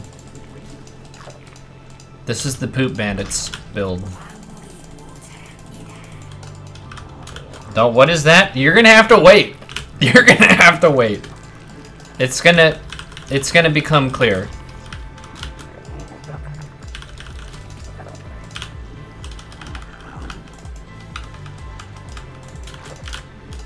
Just be patient, okay? Good things come to those who wait. Well, sometimes. Secrets are hard. They are. They are. Especially for people. Robots. I think robots are better at keeping secrets. Unless you know how to hack stuff. Robots. You want to make a guess?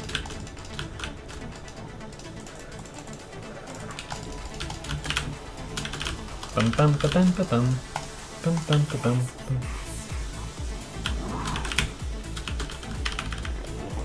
Let's see what's up.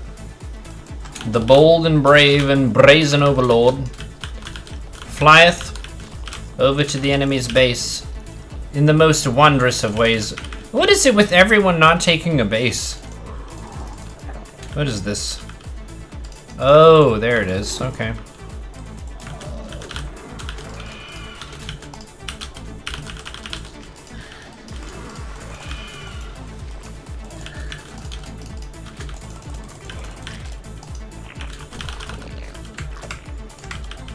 Okay, let's get the third.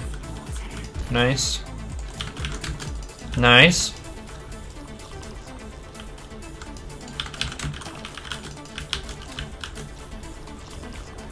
Why isn't it so bronze gym?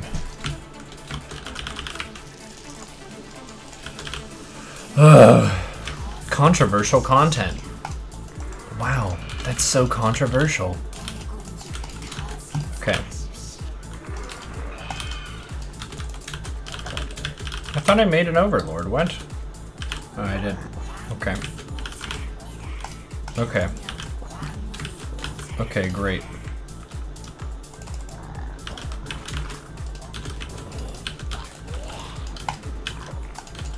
Okay, it's coming together. Just hang on. Stay on target. Let's make sure this is injected. And this one. Okay. Okay. So we have 2 base mineral saturation, we have overlord speed, we have lair. This base, we can make a queen there. There's a, okay, overload speed going there. You can make some lings.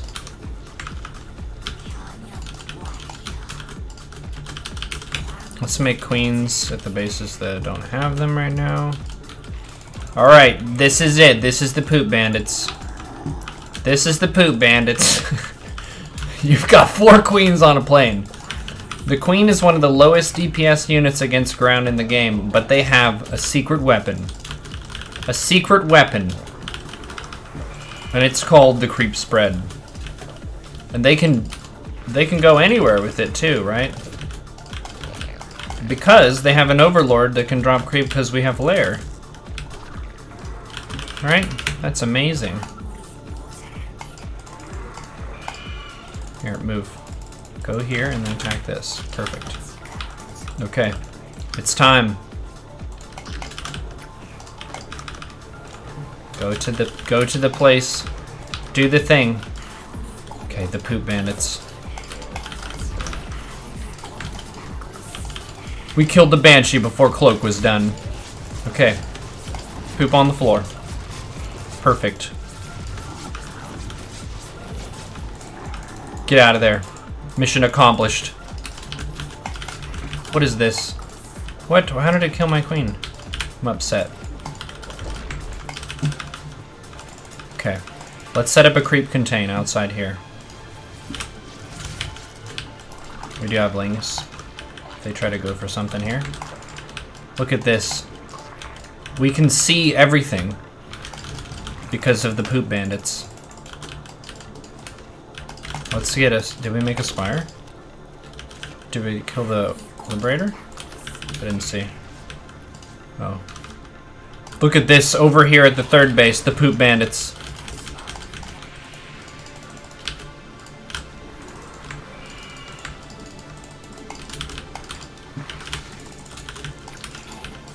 Let's get a 4th base. So I have this overlord on a hotkey, and the poop bandits are on a hotkey as well. And bear in mind, the overlord has to be stationary for it to be able to drop creep. The poop bandits. Look at this. How many scans does it take to get to the center of the universe? At least 1 more. Look at this. We can focus down this SCV building the 3rd base. The poop bandits. This is just offensive. I'm offended at this. This is... wow.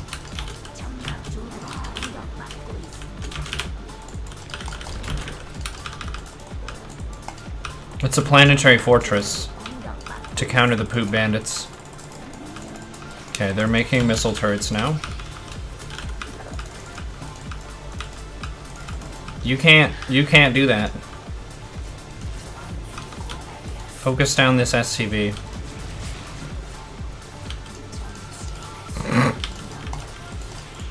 Escape.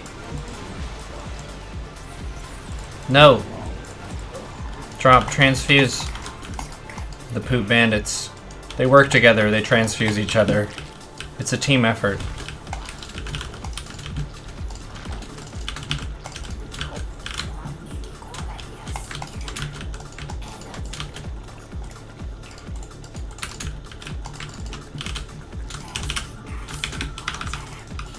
Okay. Get to the chopper. Get to the chopper. Okay, we have creep spread here. We need to get... This goes over here and there. Okay, perfect. The poop bandits. No! I'm not leaving you behind. Okay, the mutas can go over there. We need overlords. Oh no!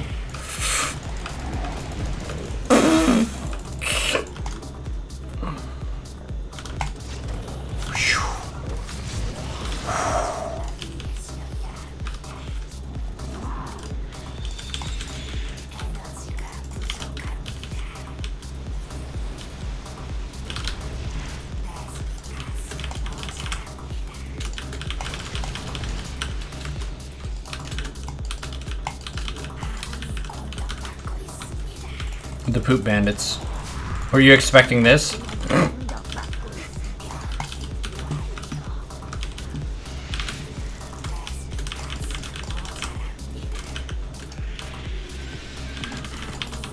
Never give up.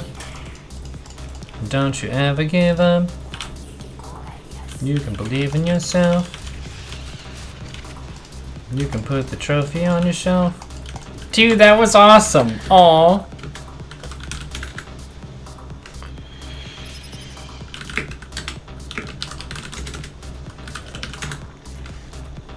Oh, that's so nice.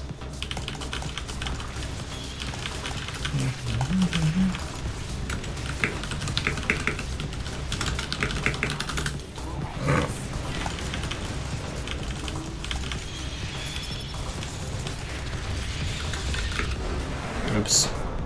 Dead. Did you know about the poop bandits? Look at this person being a good sport. No, I don't know, Taryn.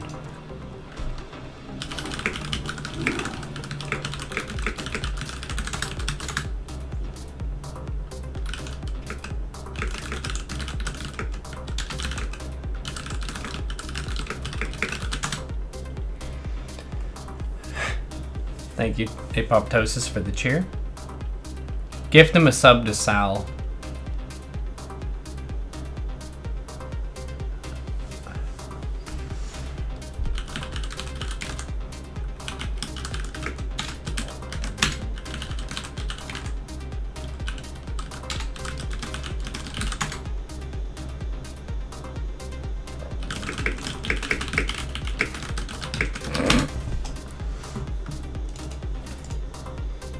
Wow, what a good sport. They're even browsing the replay to relive the experience.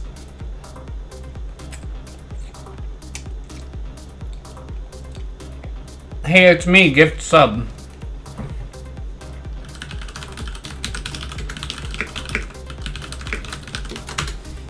We have the I am Spartacus scenario. Oh, it's totally me. Gift me a sub, please. That almost worked the first time.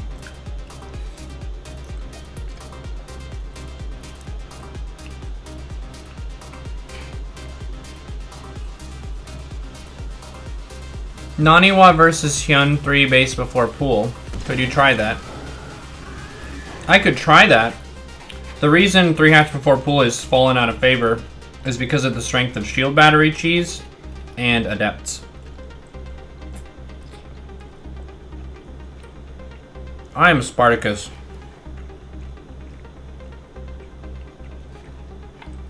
I did ask the Twitch name. Am I blocking it?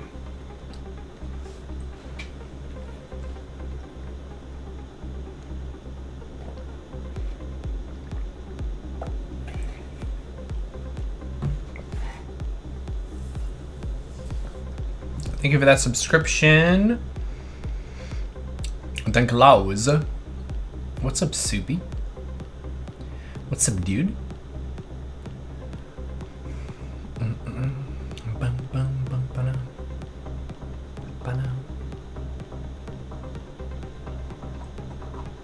They're busy in the replay. Oh, you wanted to see the box? I can show you the box with the noodles if you want to see. I got it from Costco. I'll show you.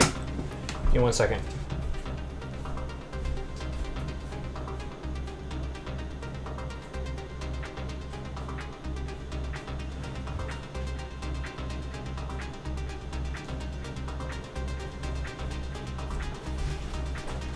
Yes, I know these are not super healthy. Do you see? Can you see this? Can you see this? Wow. Wow. This stream is sponsored by, I'm just kidding, it's not. This stream is sponsored, wow. This stream, wow. This stream, wow. Look at this, wow. Look at, wow. Can you read it? Did you see it? Do you need any other information? Do you see this? Does that help? Wow. Wow. Wow.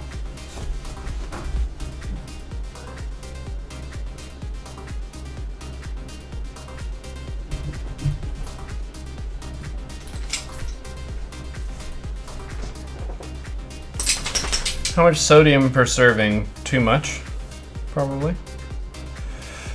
Customer service, please.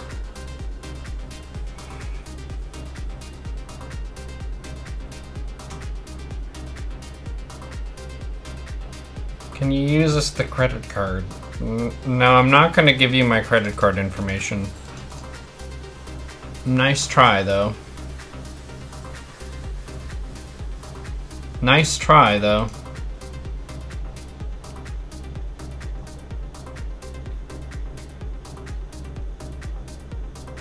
I bought invisible see-through soup. I think it's 6 per box.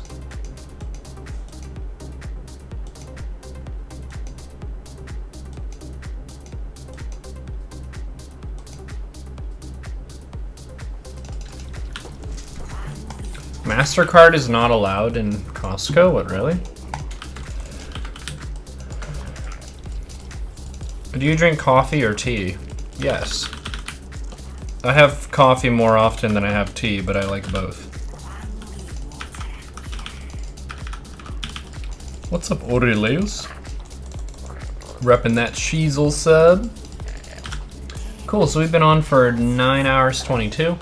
Probably go a bit longer, and then post Vive or something. $1 million per box. MasterCard, do you mean Discover? American Express.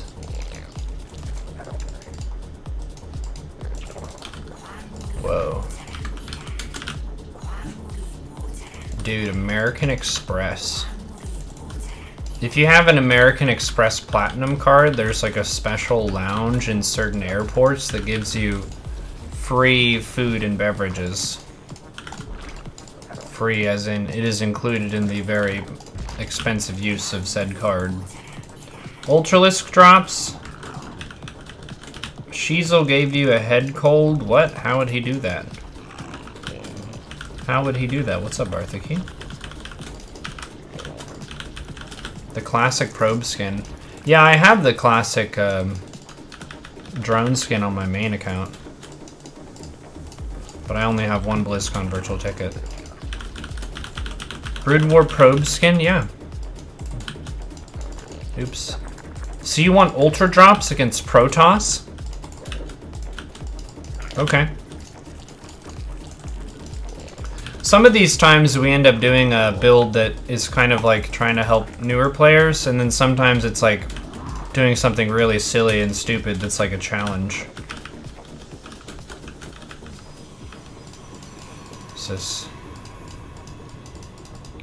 That's it though, it's like walling off.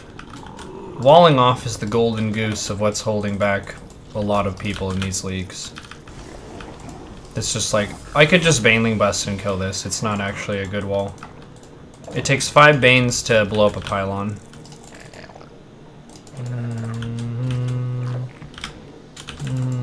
But I won't do that. Not this time. We've already done that.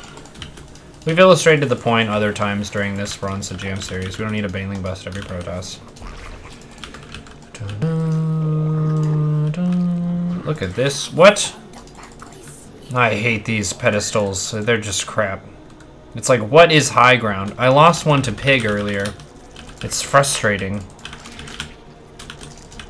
The whole thing should be high ground. Why is it not? Like, what is the point? What is the point of this? This whole thing should be high ground, but it's like only 1 pixel is high ground. I'm sorry. I'm grumpy. Yeah.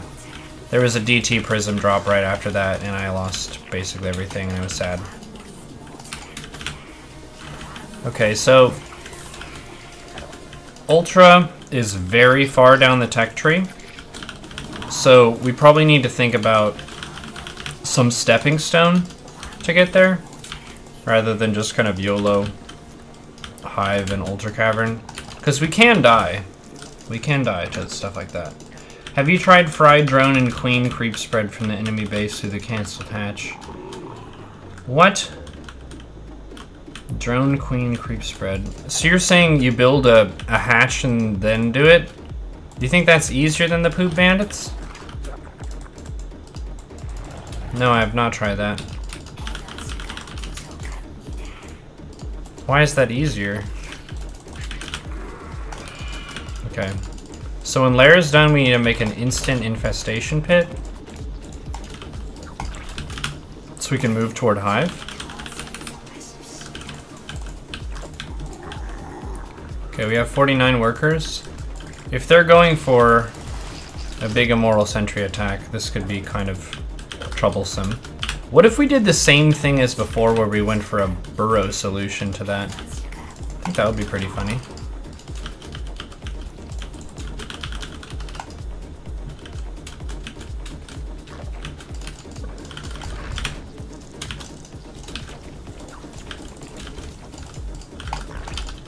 Oh my goodness, we made a ton of workers. I'm scared. Help me, chat. I'm scared.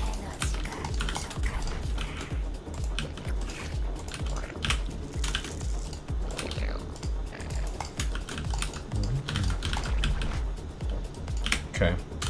So this is a meme challenge. We have lings. Oh god. Oh god. Oh crap. Oh geez.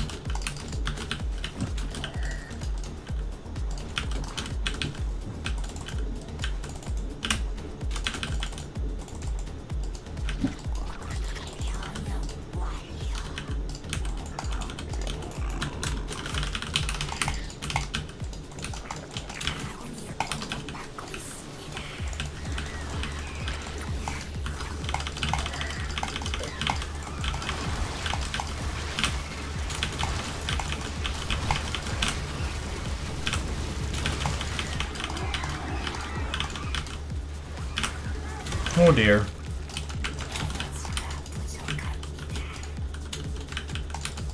I'm trying to do ultra drops too.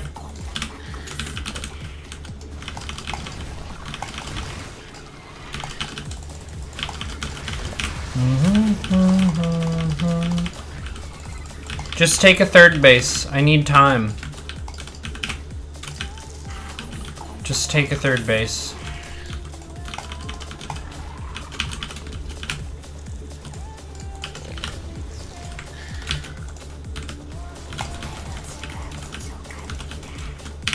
Upgrades are almost done.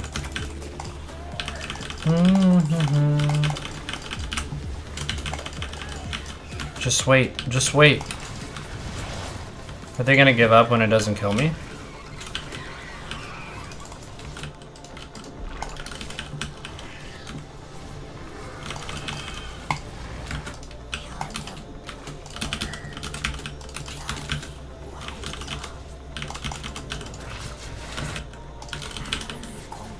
Okay. Now what will you do? Every part of yourself. Okay, we need Overlord speed. And we need drop overlords. Okay.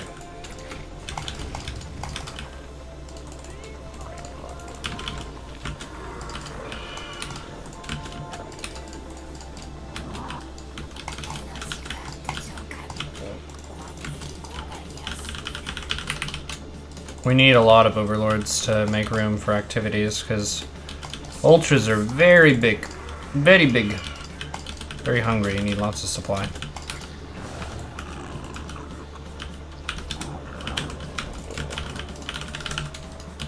Okay, let's put 3 dinosaurs on a hotkey. Actually, what if we just dropped all of them? Why would we half-ass this? Why?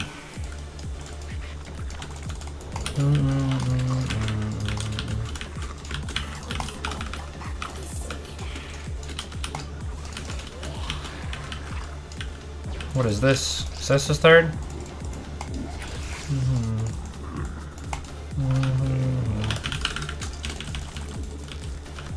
Okay. We want the Ultra count in this group to match the Overlord count, so we have 1 Overlord per Ultra.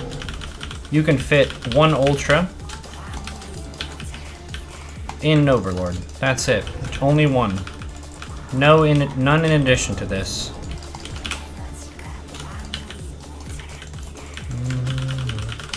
Okay. Get to the chopper. Get to the chopper. To the chopper you must go. But what? To the what? Get to the chopper.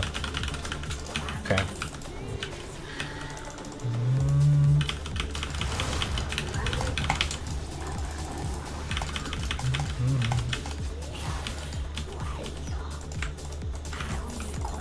Okay, we're in. We're in. That's it. Okay. So we have some ultras for defense. We have ultras for offense. Transfer to the 4th base. We can make a few infestors.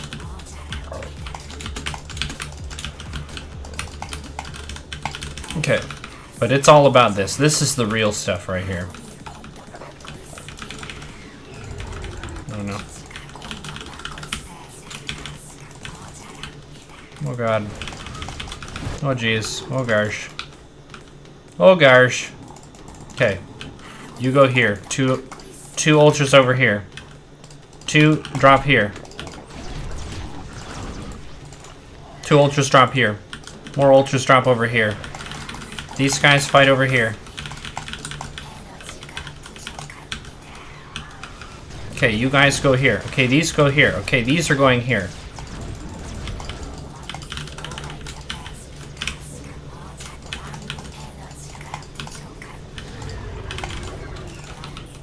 Okay, we have investors.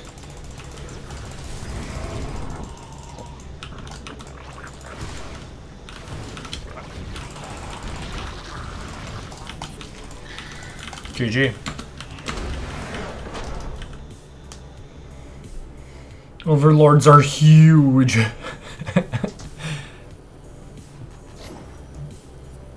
Wow.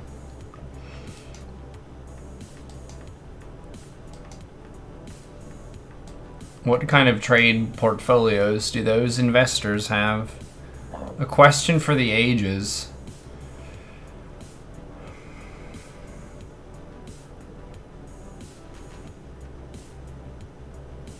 Yeah, only 1 Ultra per Overlord. It's the same as only 1 Colossus in a Warp Prism, only 1 Thor carried by a Medivac.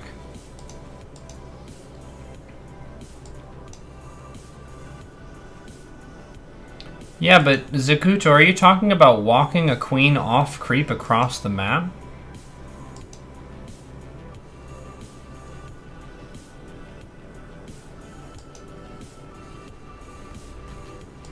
Even masters panic. The thing that I'm like, what is, how do you get the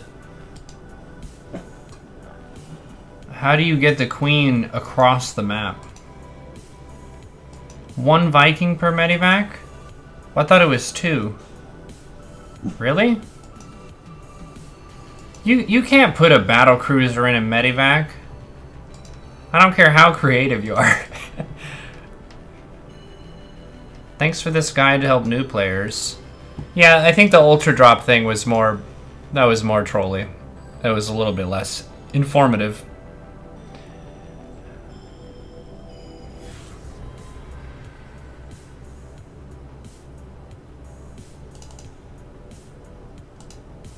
All aboard the heal bus. Gold League solid plays. Solid plays. Okay. What? Oh, they just insta-quit. That's fine. You need Medivacs to carry a battle bruiser? Sure, yo. Mass Investor. Alright, we'll do one more game, Mass Investor.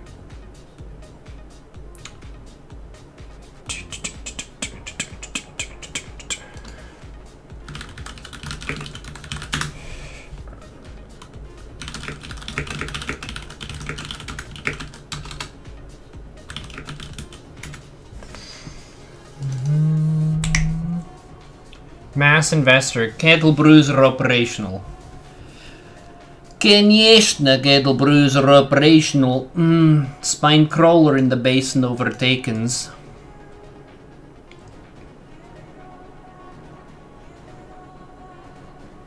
Can you put an Overlord inside of an Overlord drop? No, unfortunately you cannot do that.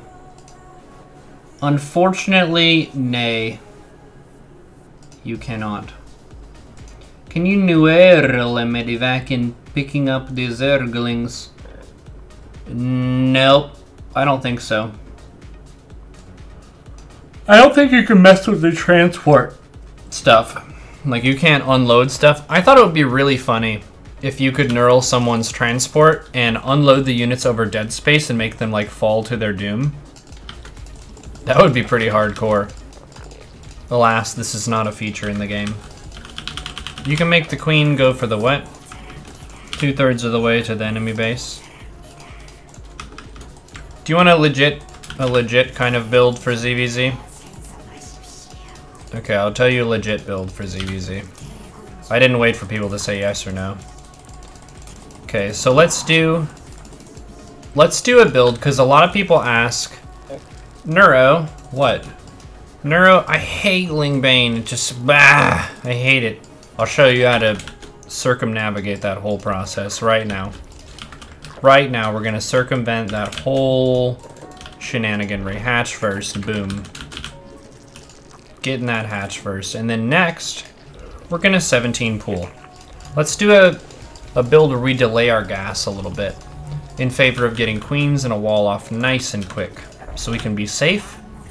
We can really shoot up to 2 base saturation super fast, and then click right into the roach stage. Let's do that.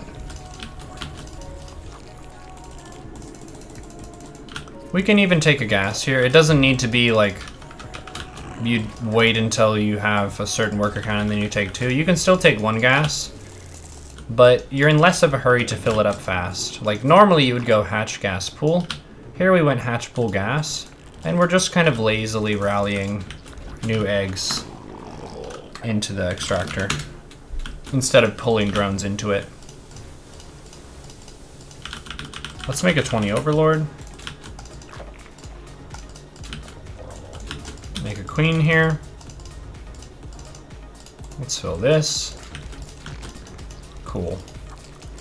So what we want to do here is we want to inject with the queen in the main and then creep with the queen at the natural. And the reason for that is because we want to get this wall off done nice and quick. We want it to be fast so we can be safe against big swells of lings and stuff. Cool. Queen from the main. Can maybe come down and do something. Let's go. Here. Shoot this Overlord. It's not safe here. You should leave.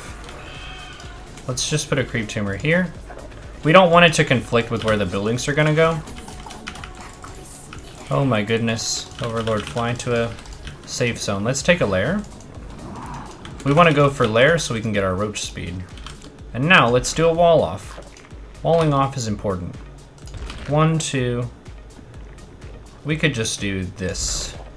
This isn't perfect, but the idea is we want a slot that's just the perfect size for 2 queens. Here, let's double inject this so they can focus on sitting in the wall. I'm gonna make an Overlord, and then when the injects fall, we're gonna go all drones. Move, Overlord. Thank you. So, hold position is the button of champions right here. Hold position means that if some lings run up and then run back, the queens won't forfeit their position, because they have a really good position right now.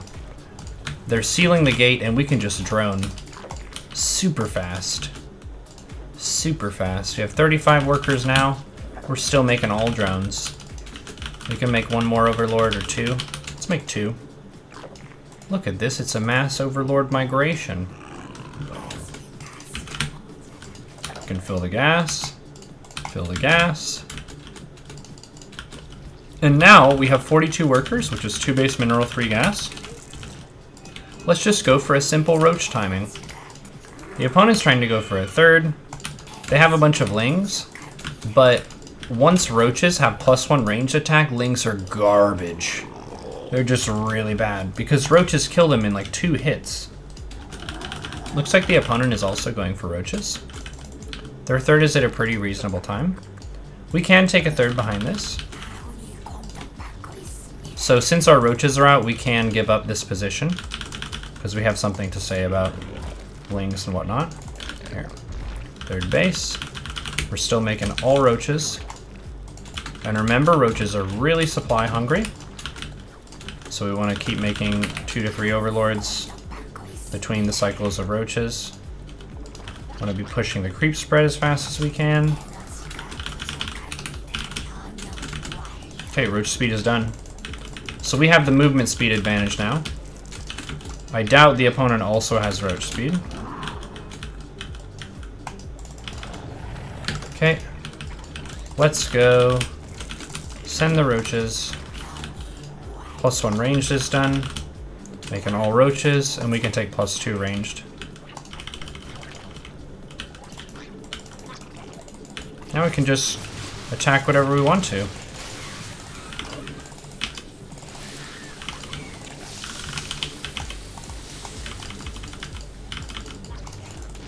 Move the low roach to the back. This is a very good player. We can drone this, and then when it's done we want to inject it. We can just queue up a few injects.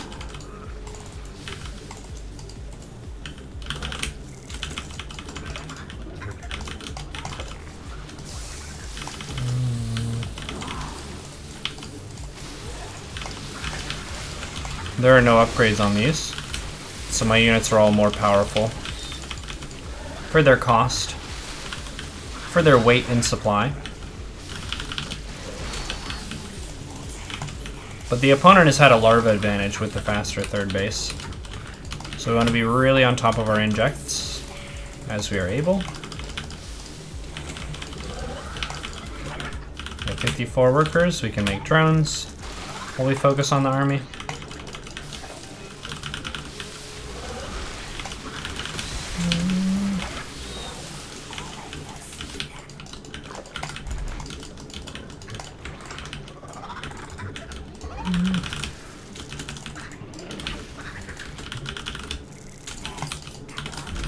Let's get another gas.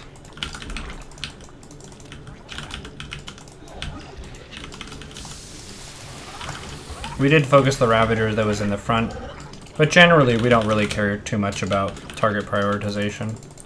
We just want to make sure roaches are in the front, Ravagers are in the back, gases are filled, bases are working. Grab a fourth. Because you can see already here at 7:30 the main base is starting to mine out. +2 range is almost done. You can drone this. Let's drop creep here. Notice I'm pre-splitting my army a whole bunch. It helps me establish a concave when we actually start fighting.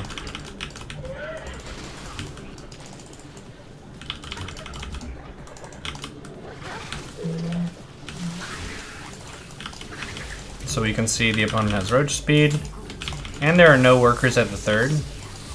We have full saturation at our third. I'm going to push in so all of our units are firing. Inject. GG.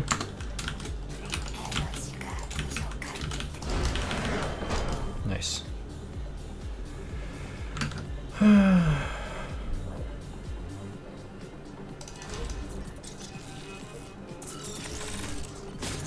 Ta-da!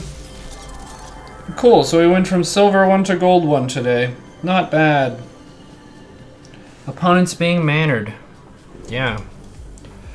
That was a really good player, it seemed like. They had a good sense of how to play against a roach wall-off. Respect. Respect. What's up, Mr.